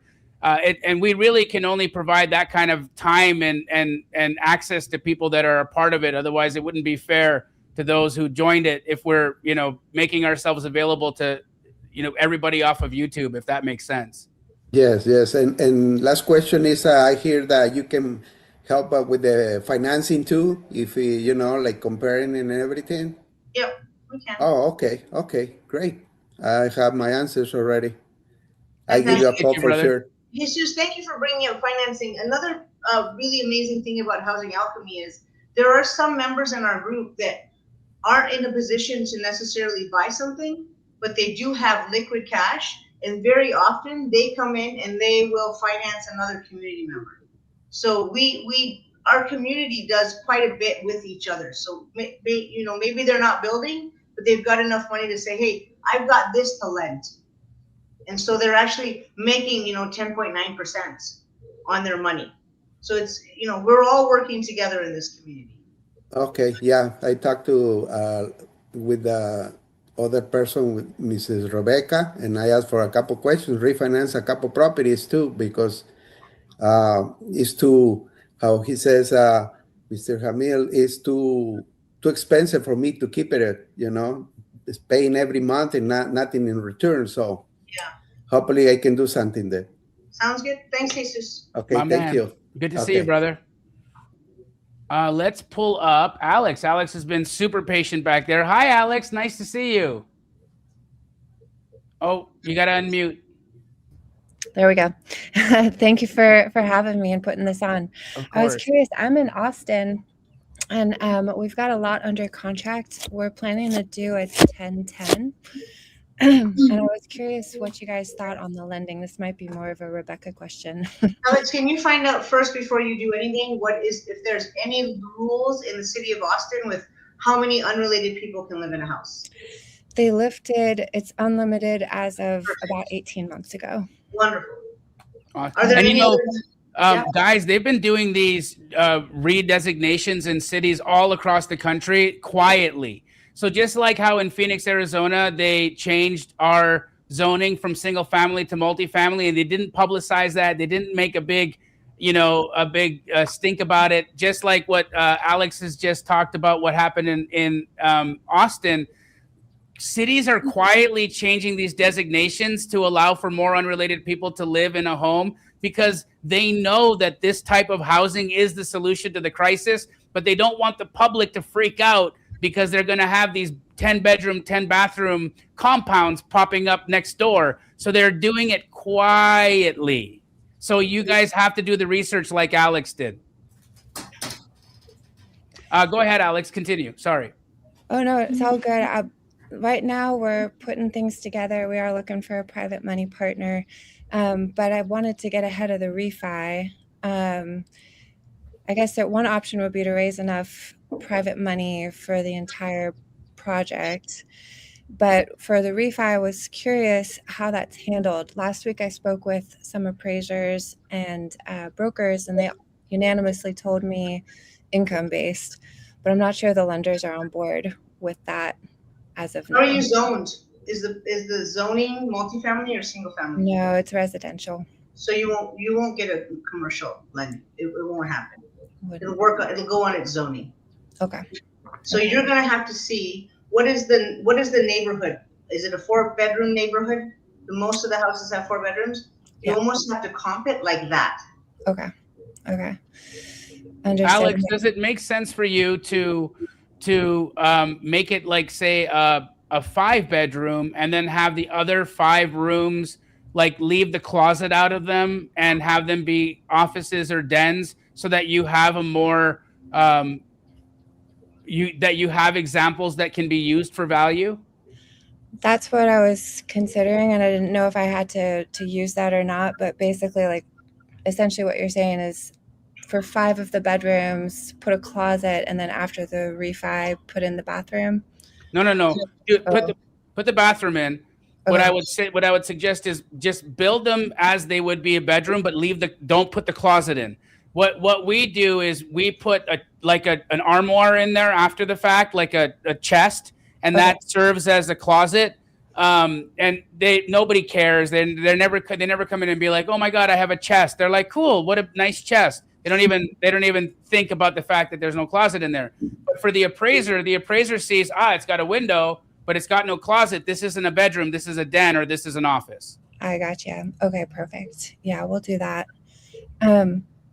And just to double check, I think I heard you guys say that you do typically with the nonprofits furnish the property Yes. and pay the utilities. Correct. Okay. That's all I had, I think, for now, but thank you so much. Of course. Nice to meet you, Alex. Great chatting.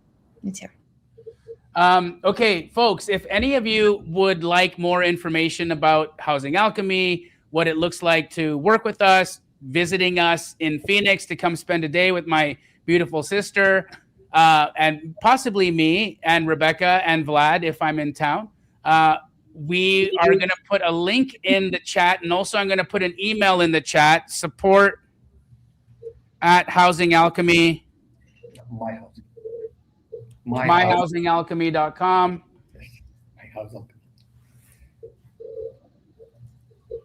So you guys can just send us an email. There we go. It's already there. You can send us an email and book that anytime.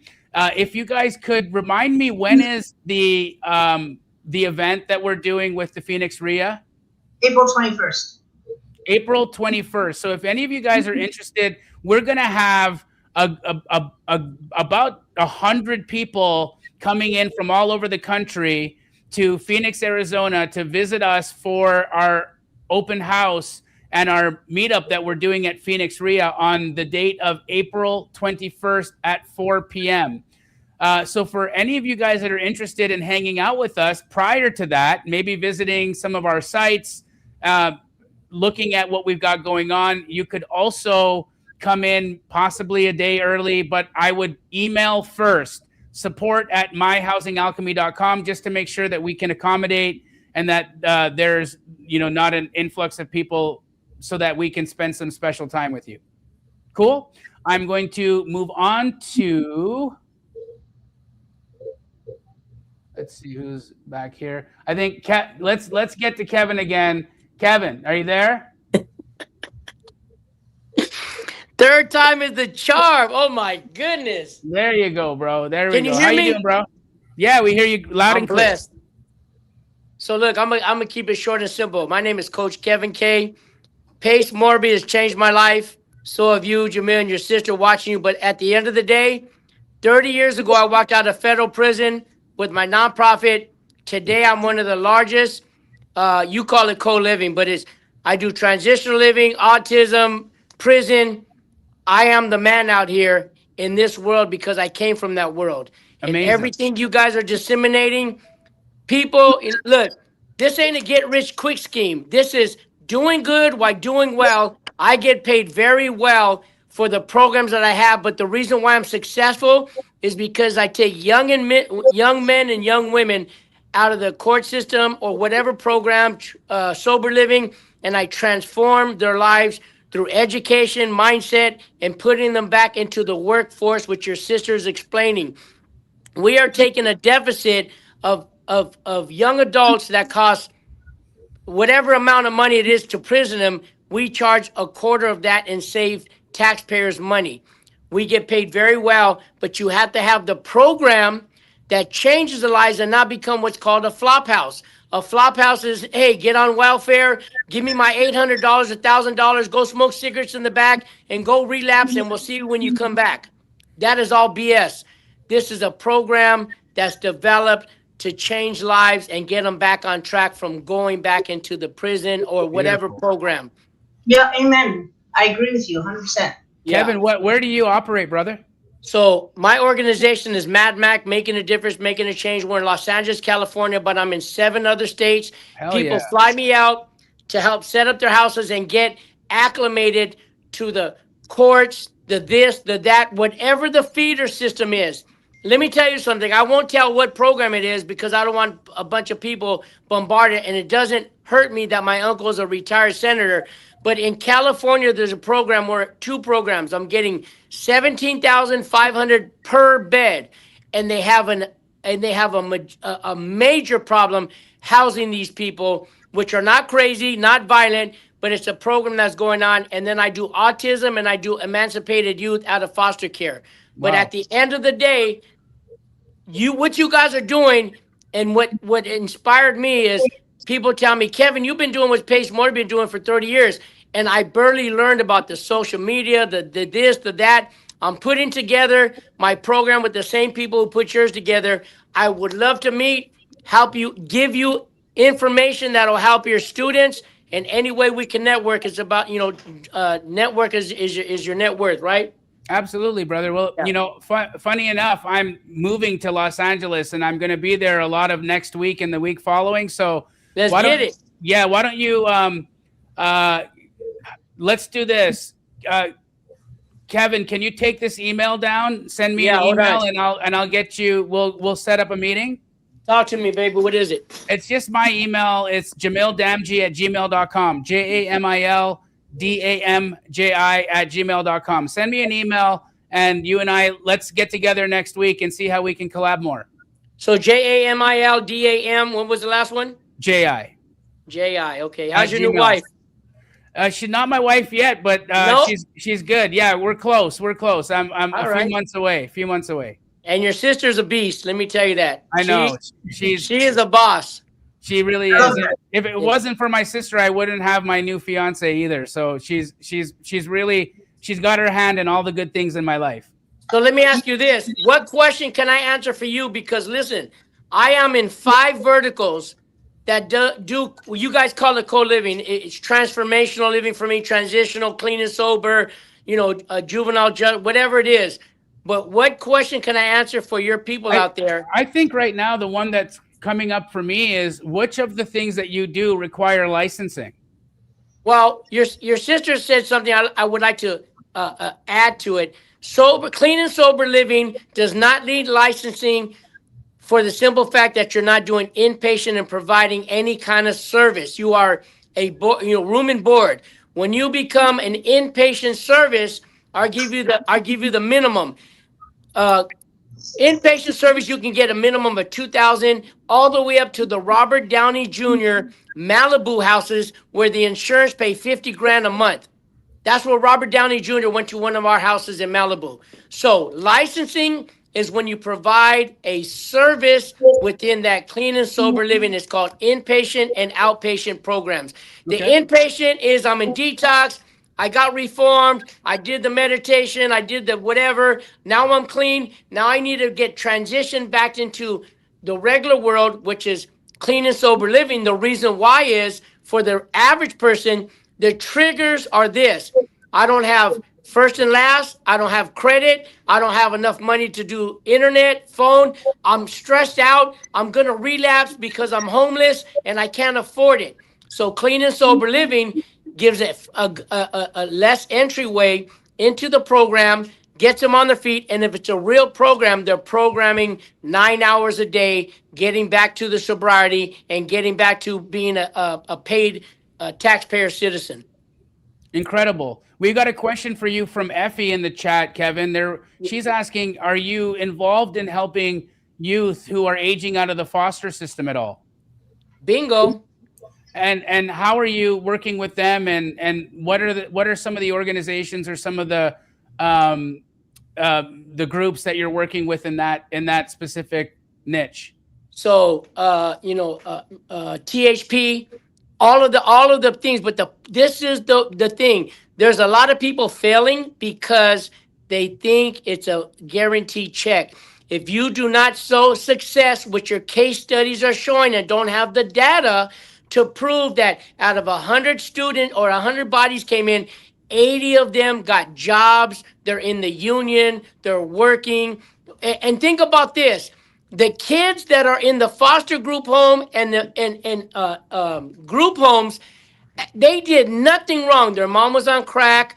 Whatever their situation was, they got put into the foster care system. Now watch this. I have a kid in one of my houses that at the Walden house, and I don't mean to put them on blast, but I'm sorry about that. At the age of 18, when he turned 18 on his birthday, he thought that his foster care family loved him, and they says, "Hey, happy birthday! By the way, today you got to leave because we're no longer getting funded." And he came to our house because the emancipated youth, they get paid they pay for them from 18 to 25 or 26. But they're saying, look, once this kid turns 25 and we're done paying for their housing, you need to make sure that your program made them self-sufficient. So your program is one of the most important things to be sustainable and successful for you to get more bodies, because yes, it's a lucrative business on the standpoint of an investor's trajectory of return on investment, cash on cash, all that. But the transformation of your program that can transform a kid or a person who's lost is one of the key factors that's going to make you long running and successful. Amen, brother. Amen. I'm really excited to meet up with you, brother. That was great information. Something I've been talking to you guys about on my YouTube videos as well as in the community. What you guys are providing, the bolt-on services, or what Kevin is calling your programming, is incredibly important. It is a huge aspect of what will draw a nonprofit to want to work with you, because he's right. This is about the transformation of the people. This is about impacting these individuals and then helping them through their current situation so that they become members of society that are contributors, that are looking back and wanting to help others as well. Like we have got Kevin. Kevin just himself said he spent years in the penitentiary, in the correctional system. He's a man who's not only reformed, but he's come back into the community, and now he's created programs and opportunities for people to transform their lives, to be productive members of society, to pay taxes, to do all the things that we want people to do when they do re-enter society. So, brother, really proud of what you're doing here. Thank you for joining us today and chatting with us. I can't wait to meet you in person and see firsthand what some of the things are that you're working on in Southern California. God bless you, man. Thank you. Keep up the good work. And tell Pace Morby, he did an excellent job with the homeless lady. Your sister's a boss. You're a boss. And the people you are helping and opening up. But listen to me, people. I used to teach for Robert Allen. You cannot get no muscle off my lift. Meaning, if you buy Jamil and Pace's program, you got to sit there and diligently put in the work to get the results. This is not a get-rich-quick scheme, but their programs work. The information is well compiled and put together for you to learn it to be successful. If it was that easy, everybody would be doing it. That's why the sex rate is so low, because nobody wants to lift the weights in the gym to get their own knowledge and implementation of execution. Kevin, what's your social media? Coach Kevin K.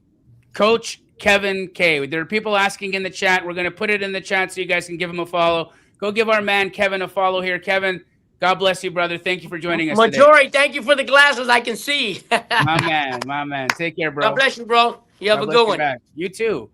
That's what it's all about, friends. Collaborating, working with our brothers and sisters who are doing the best that they can in the community and making a difference. That man, could you guys not tell that this is a purposeful guy? Like, this guy comes on here with energy that A, was contagious, but B, I mean, this guy literally lit up our call for the last 5 minutes with positivity, with great information, with a pathway. And he said the thing I think that was the most important piece. This is about transforming people. This is about helping people. This is about doing something in the community that's lasting, that makes sense, that is helpful. This is not about getting rich quick. Sure, are we making money? Yes. Are we making more money than we're making in most other real estate models? Yes. But is that the end all and be all of what we're doing? No. What we're doing is helping our communities. What we're doing is making a difference. And because of that, God's blessing us with incredible returns in addition to that. So I love what that guy was doing. I loved his energy. Kevin, I can't wait to meet you in person, bro. you've got a good vibe, man. That's the kind of guys that we want to be working with for sure, through and through. All right, let's move on to who else here is in our back. We met at Squad Up. How are you, love? Good to see you. I'm so good. Can y'all hear me over there? We hear you loud and clear. All right, chat with us. Tell us what's happening. Okay, so first of all, I want to give a shout out to Rahima. I'm an interior designer and I've been in the construction industry for over a decade now. And honestly, I thought about getting my contractor's license and my husband beat me to it. He's sitting over here. He's on our team though. We're out in Central California and we own a company called Duplexity. What we do is we take homeowners from beginning to end. We have a lender in-house. I'm the interior designer and the broker on the team, and then my husband is in construction. So what we're doing is we're helping homeowners kind of crush affordability and create options for people, and then also taking portfolios of investors and helping them create more profitable portfolios by splitting houses. So we're kind of an adjacent space to Housing Alchemy and the banana split space. We have all the same resources. I feel like I've done permitted drawings, I've pulled permits and things like that. So we have all the makings, I feel like, to implement this model that you guys are doing well in the Central Valley. And to be honest, I've never really seen myself as having a portfolio in California just because of the issues for landlords out here. But looking at this model, being that it's taking advantage of government funding for things, obviously California loves to give out money to people who are helping these groups of people. And then also with the landlord or the master lease option, it creates a little bit more of a buffer for us as landlords out here in California to have a little bit more safety when it comes to all those things. So what I was looking for is how can we, the only piece that I feel like we're missing is those nonprofits, right? We have West Care out here, but what kind of work can I be doing on the ground out here to help to be able to implement this model and support you guys in bringing this to California so that I can start kind of doing some of the groundwork to make it a rich ground for bearing fruit when we get to California. Can I start with, I missed your name. What's your first name? Annika. Annika, beautiful name. Like the Skywalker, but not. But not. There's like no Monica N. without the M. Yeah. Okay, got it. Beautiful name. I love what you're doing, crushing the affordability, and I think you should still go get your contractor's license. I probably will. It's like it's probably one of the biggest things I've ever had to do. Like, I've got a university degree, but my university degree was not as difficult as this exam. And Annika, one thing that you should know is that every female who gets her general contractor's license gets to free Hermes bag. Perfect. I love that. Yeah, the Birkin 30. Don't settle for anything less. Amen. I will do that. Don't tempt me. But your husband will be the one buying it, by the way. So just you know. Good. We'll have to get that in writing. Yeah. There you go. So I think your question is, how do you get involved with the nonprofits? Yeah, that's the only piece that we're missing is really what nonprofits we should be going after. What resources can I start to, should I be attending city hall meetings and like kind of starting to lay the groundwork of like, hey, this is a model that we want to implement. What are some of the things that we need to work through to be able to make this a possible model for our city and our state?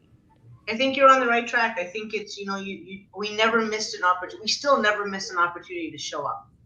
If it's a city council meeting, if it's a group of it's a mastermind of women that are getting together, it's a group, it's a city chamber, what is it called? Chamber of Commerce. Yeah, I'm actually involved in the women's chamber. We join chamber. everything and we show up everywhere. And we just start, show up at the parole board. We showed up everywhere and we continue to show up everywhere. So we continue to grow our portfolio. West Care is a good group, Annika, by the way, to work with. That would be like I would start there. Yeah, that's hospice, yeah. Yeah. Well, they also do judicially impacted as well. Remember the gentleman that came to visit us from Central California? He was a friend of Stratton's, Rahima. Yeah.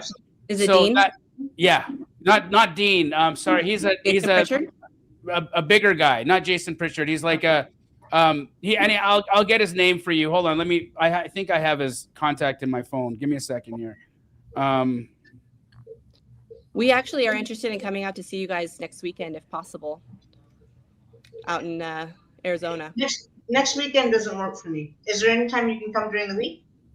Yeah, absolutely. We're available the 25th through the 5th. 25th of March? Mm-hmm. Through the 5th of April.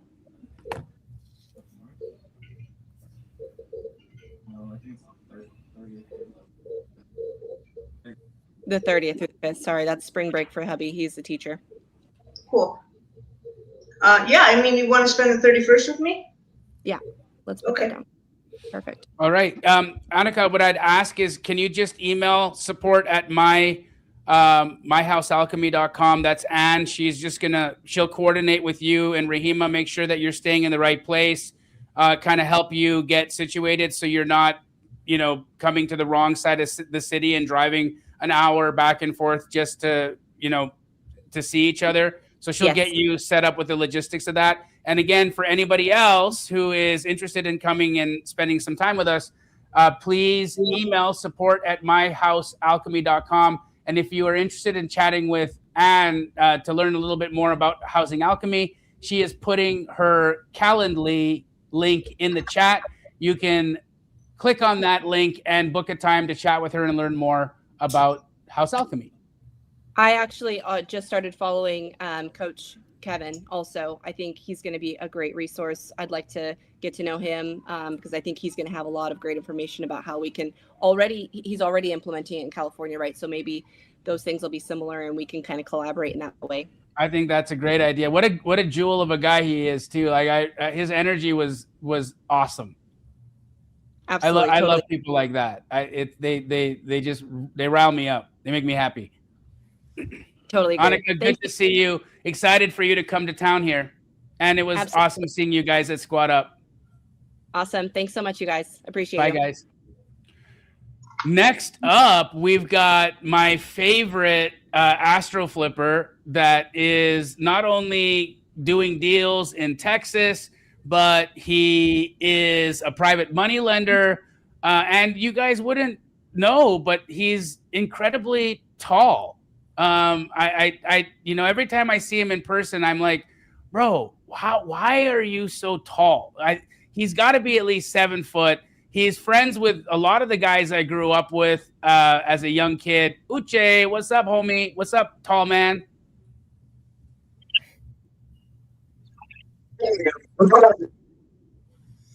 How you doing, bro?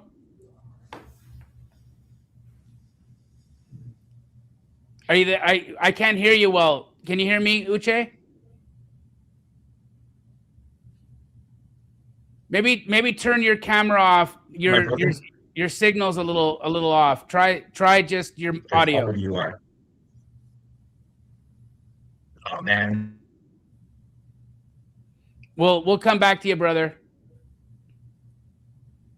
All right. Next up is Michael. Hey, here we are. How you doing, my man? Good to see you, brother. I'm doing good. I remember seeing you at the bar just the last night, and I was like, man, I should have had dinner with you. Yeah, that was when I was ordering takeout. Yeah, I was like, oh, you ran away.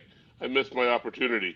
I try to exit bars as fast as possible. Otherwise, beer tries to get inside of my belly, and I don't drink anymore.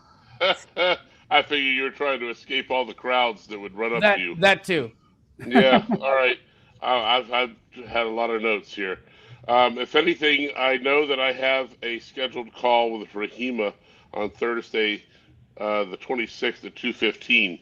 So awesome. Part of this is going to be what can I do between now and then to be prepared for that call. Like I signed up for that while I was listening to you in the what was it, the Benson Hotel.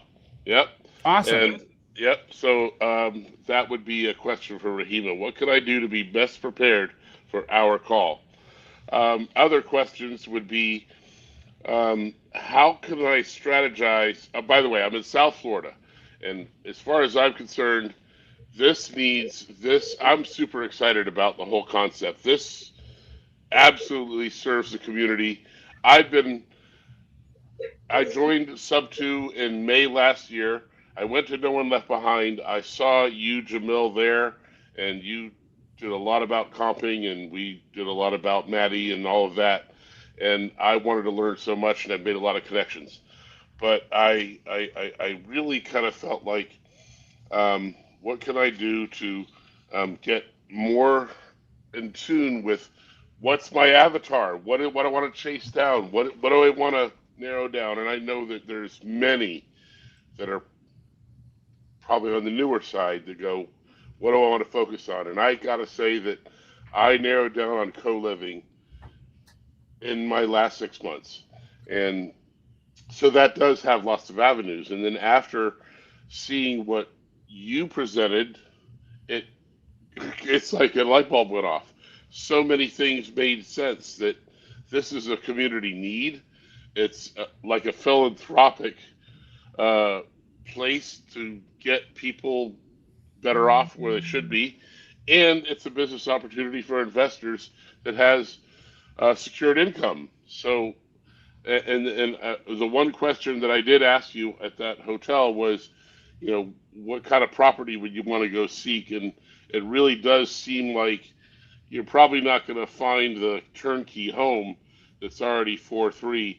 You're going to find a place that probably needs to be rebuilt from the ground up to be the 1-1, and that makes total sense. I couldn't agree more. But what biggest question I had was, if you're going to try to start in a new community, which is probably almost everybody except Phoenix on this call or on these lessons, what would be a good strategy to get started for who to go talk to in the government and or the nonprofits? Like, I'll jump in here to start, Rahima. So and then you can carry on from there. So first and foremost, right, you got to pick your market. And I would highly recommend choosing a market that has a population of 500,000 people or more. I think that when you are in markets that are smaller than that, you don't have enough density to attract the nonprofits that are, really wanting to be massively impactful in specific communities. So choosing a market is first and foremost important. Now, it sounds like you're in South Florida. There's lots of opportunity in South Florida, lots of nonprofits active in South Florida. So I imagine that's where you're going to want to be. The next thing that I would say would be an important thing to know is, what are you working with in terms of capital? Do you have enough capital to do a project on your own? If you don't have enough capital to do the project on your own, then I would start looking at and talking to people to be coming in with you as a private money lender or a private money partner. I suggest private money partners over private money lenders. Private money partners are more involved with you. They are with you for the long term. They're not just looking for, a simple interest. And when you perform how I believe you'll perform on these deals, they get a much greater return for their loyalty and for the fact that they were your partner. But also, when sorry, fire. 1 second.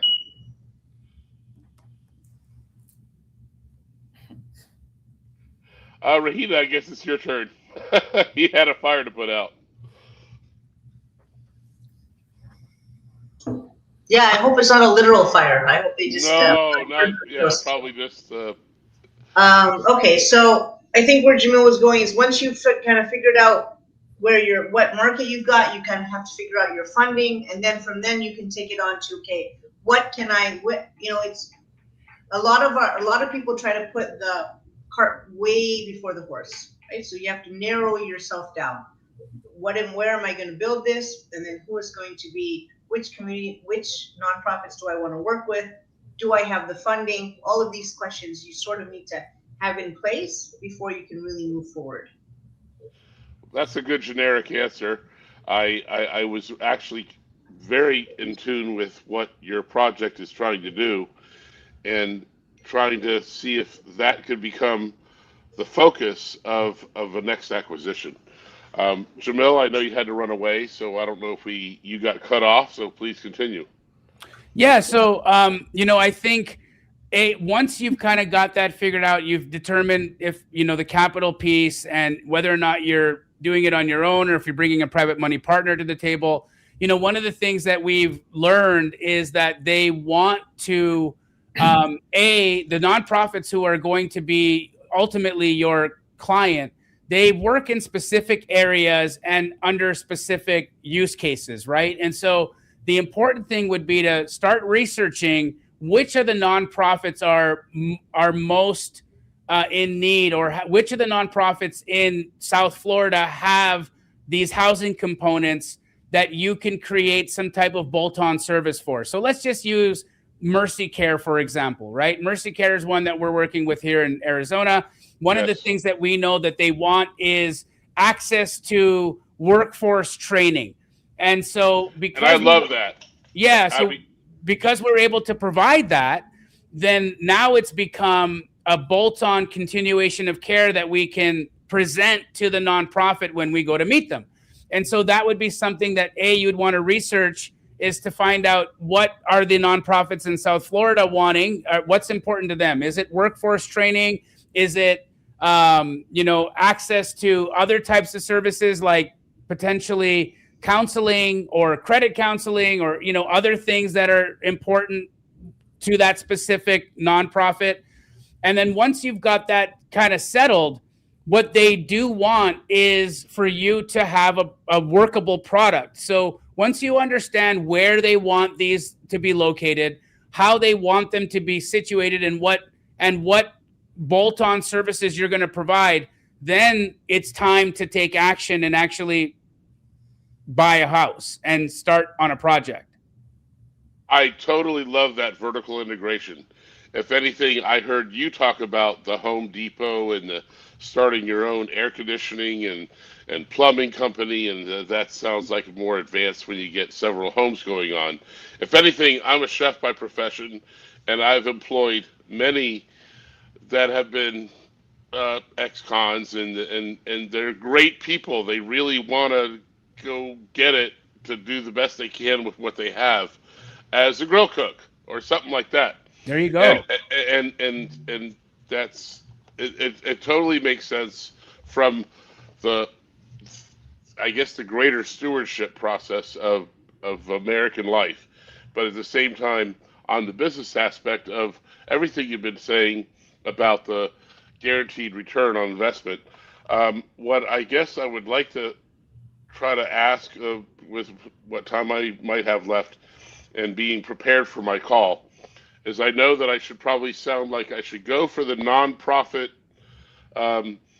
entities first before asking. I've gone around for zoning because I wanted to open a public kitchen for a kitchen share thing, and I got ruled out by zoning because it wasn't commercial. So zoning is very important for everybody that's new. Mm-hmm. And so I guess the finding the 501c3s that need the support would be the best way to get started on this search as a newbie, and then find the zoning and then make that my buy box to finding the right real estate. Yeah, zone. I wouldn't get too in the weeds on zoning, because at the end of the day, it's not a zoning. It's not a zoning conversation. It's an ordinance. What is the ordinance in that area that the nonprofit wants you to purchase in? How many unrelated people are allowed to live by ordinance in that area? So it's not necessarily zoning. It's going to be single family zoning either way. But what is the ordinance for the number of non-related people that can live in that home? And that's a simple Google search. You don't need to spend a bunch of time in the city, asking those questions or going down a rabbit hole on that. It's not necessary. Once you know the number of unrelated people that can be in a home, now you have an idea of what your capacity can be. If it's 6, now okay, well, I've got 6 unrelated people that can live in this house together. So makes sense for me to want to try to do a 6-bedroom, 6-bath. Awesome. Well, now let's go start talking to nonprofits and find out what are the areas they want these properties to be in. often you'll Okay. call them and say, hey, if I was wanting to be involved in this, in helping you guys with some of your housing needs, what would be some of the neighborhoods and areas that would be the most impactful for you guys? And they will essentially tell you, oh, we want houses in this neighborhood. We want, we want housing in this area or these areas or these areas. And that will give you the zip codes and the areas where you should be looking to purchase. Nothing is worse. We've got a few people in our community who kind of, didn't go that way, didn't ask the right questions or have the right conversations prior to pulling the trigger on a purchase, and now they're stuck with a house, right? That where it could have just been a quick call to myself or Rahima and said, hey, Mercy Care, are they okay with this zip code? Rahima would have made a quick phone call and found out that no, they wouldn't have been okay. Sorry. That's okay. And on that note, that's what I look forward to hearing from Rahima when we have our call. And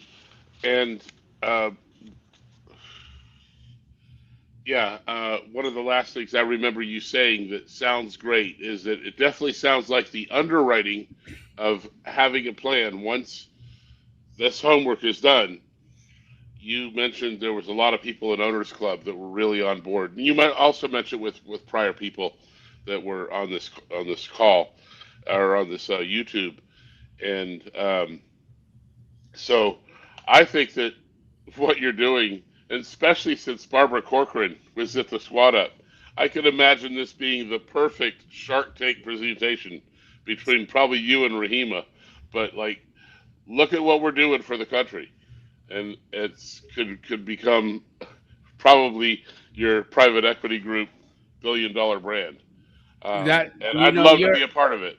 I love that, brother, and we welcome you to be a part of it. I think the more big hearts, the more people that are wanting to have impactful investing as part of their career choice, the better. And so I'm super grateful that this has resonated with you and you are interested in joining us.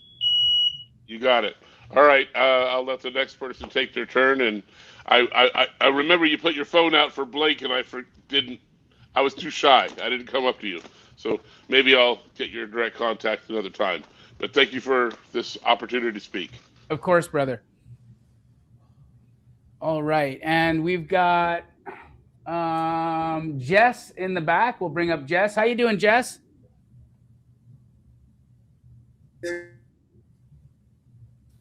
Hi, I'm good. How are you? Good, thanks. Good. Nice to have you here. Yeah, it's been an awesome call. I've gotten a lot of really good information.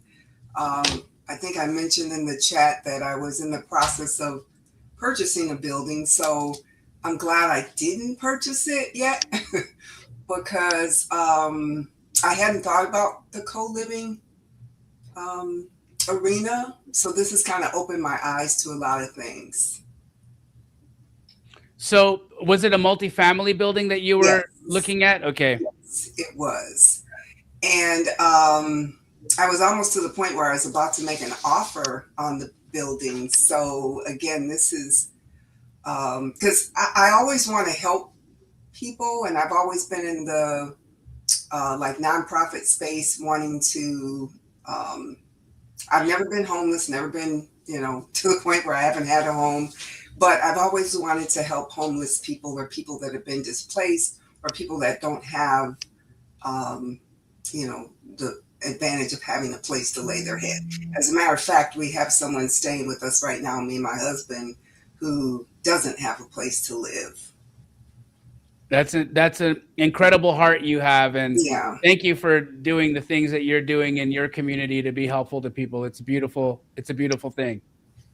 Right. So I didn't really have a question. Just I scheduled an appointment for tomorrow. Awesome. I would love to come out to Arizona. I'm retired, so in my retirement, I travel a lot. So my husband and I are not in the U.S. We're gone pretty much every other month. So I got to see where I can squeeze it in. I'll be leaving for Argentina in a few weeks here. So I'll have to see where I can squeeze it in so we can get to Arizona. I know it's not a long flight. I'm in the Chicago area, so it's not a long flight for us. So we'd love to come out to and visit and get some additional information about exactly how everything works. Excellent, Jess. Well, we're excited, and when you do chat with Anne, I think it's tomorrow. When you chat with Anne, she'll be able to help you get some dates that Rahima's open, so that you guys can get that kind of situated as well. Okay, yeah, I'd say in the next few months, because again, we do have a few travel dates coming up. So in the next few months, I would love to come out and meet with her. Awesome. And the team. Awesome. Yeah. Thank you for joining us today. Oh, thank you for the information. Again, it's been awesome. You guys have been great. I love it. All right, we'll chat soon. Okay, thanks. Okay.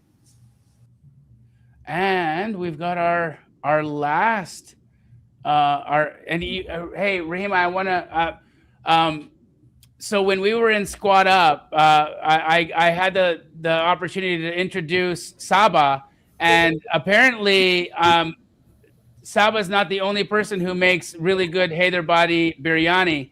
How you doing? Hello, Harita here. Thank you. I didn't realize that it was me. It's you. Yeah, thank you. You got so excited. It was like watching somebody on The Price is Right. You were like, yes, it's me. Yeah, I thought he was talking to someone else. Yeah, thank you for having this session. Initially, I thought it is only for the commercial zoning. Right now, during one of the comm sessions in last 2 weeks, Jamel, you helped me analyze one of the 2 accessory dwelling unit. It is like 2 accessory dwelling unit means like it's kind of like 2 townhomes basically. No, it's a main house, and then the ADU is an accessory dwelling unit, which is like a little house on the property. It can either be attached or it can be detached, but it's not like a townhouse. It's not up and down. It's a separate building, or it's an attached building that's simply attached by one door. It's like a hotel. When you have an adjoining suite, both doors would have to be unlocked in order for you to be able to enter. So it's really like attached but not attached. So basically, this one is in Atlanta. Okay, it is like this. I apologize. I'm talking yeah. about Atlanta. It is a symmetrical floor plan, basically. I see. So does that mean are we allowed like 6 people in each unit? 6 I have rooms no in idea. You would absolutely have to figure out that with the city of Atlanta. City and of it's Atlanta. an easy Google. Ask how many unrelated people can live in the city of Atlanta in each house. Okay, that's good to know. And definitely, I want to work with you guys because after 20 years of the IT experience, 2 weeks back, I have quit my IT job. Now I have to do this bit aggressively. Right now, I'm doing a couple of like at least 4 to 6 townhomes and 1 single family. At least maybe that funding is taken care, but I want to do more projects in this space, especially. I think if you guys can help me to work with you guys and also with the funding, everything, I would like to, onboard and do more projects. Excellent. So I would suggest, have you had an opportunity to book a call with Anne or to, my apologies, I've got a crazy alarm going off in my house.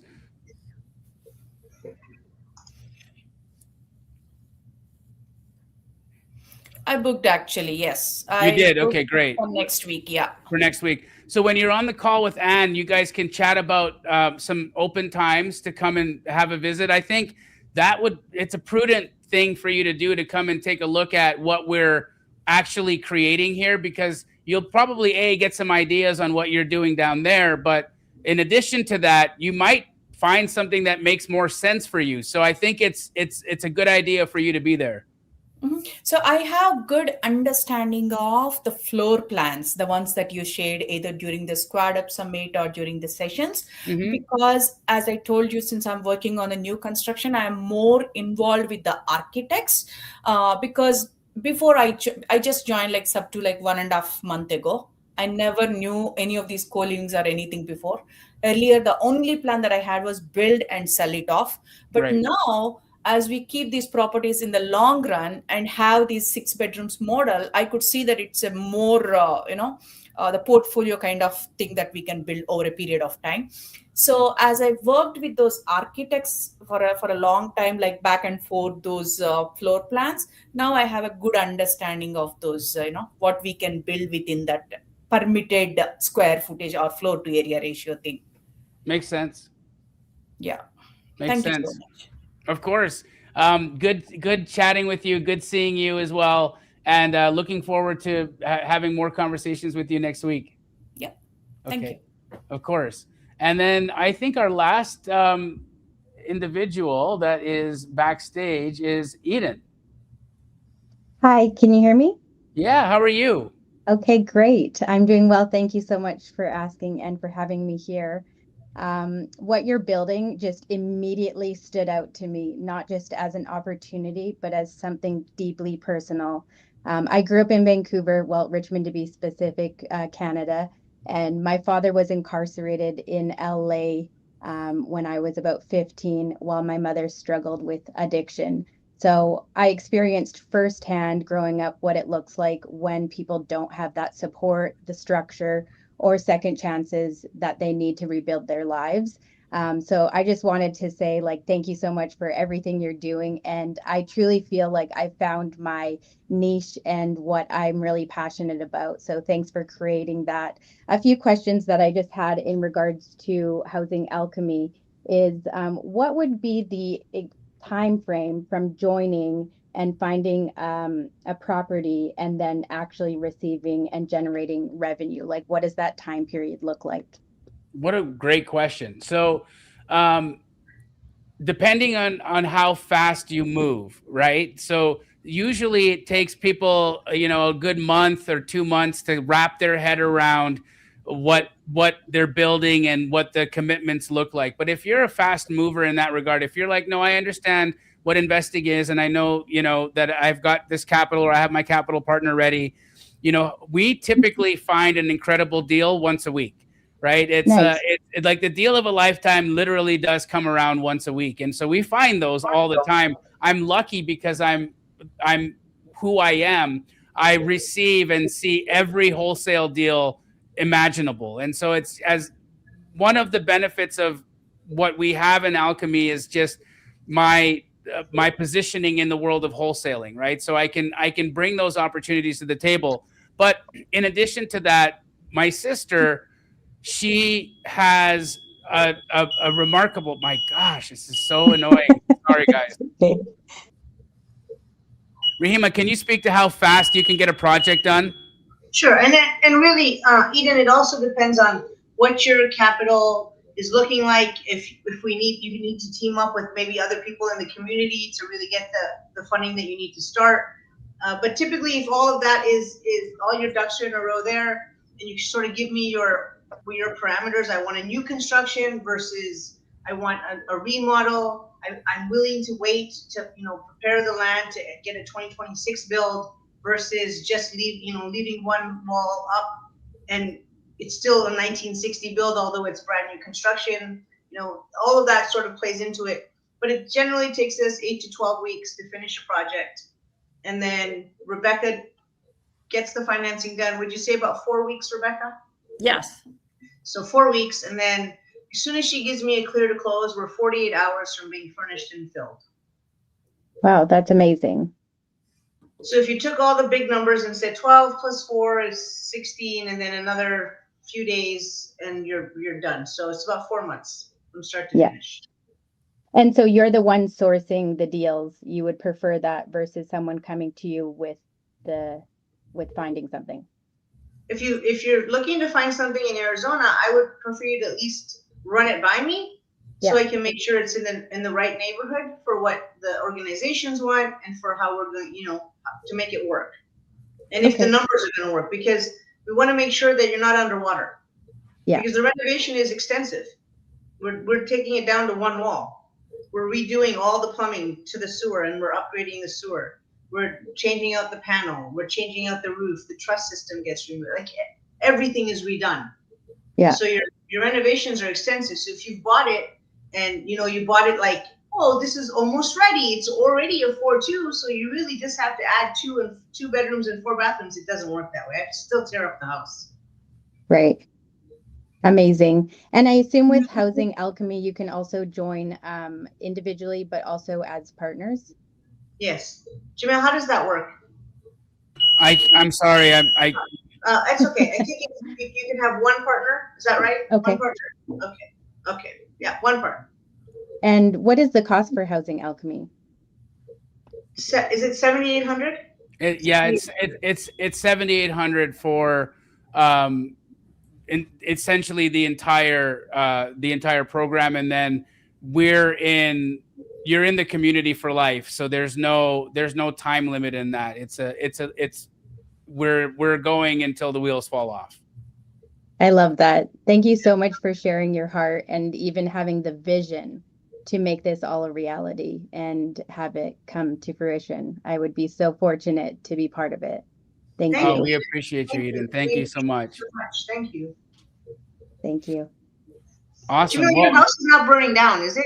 I don't think so, but I'm gonna, now that we're wrapping up here, I'm gonna go and do a big check, because I can't imagine that there's anything. I can't smell any smoke, but for some reason my house thinks that it's on fire. So before we leave here today, guys, I just want to thank you, Rahima, as well. Thank you, Vlad. Thank you, Rebecca, for being here with us. Thank you, Anne. Let me put Anne on the stage. Anne, are you with us? Is your volume working finally? No. Yes. There it is. There. I think sometimes she just pretends, and she's like,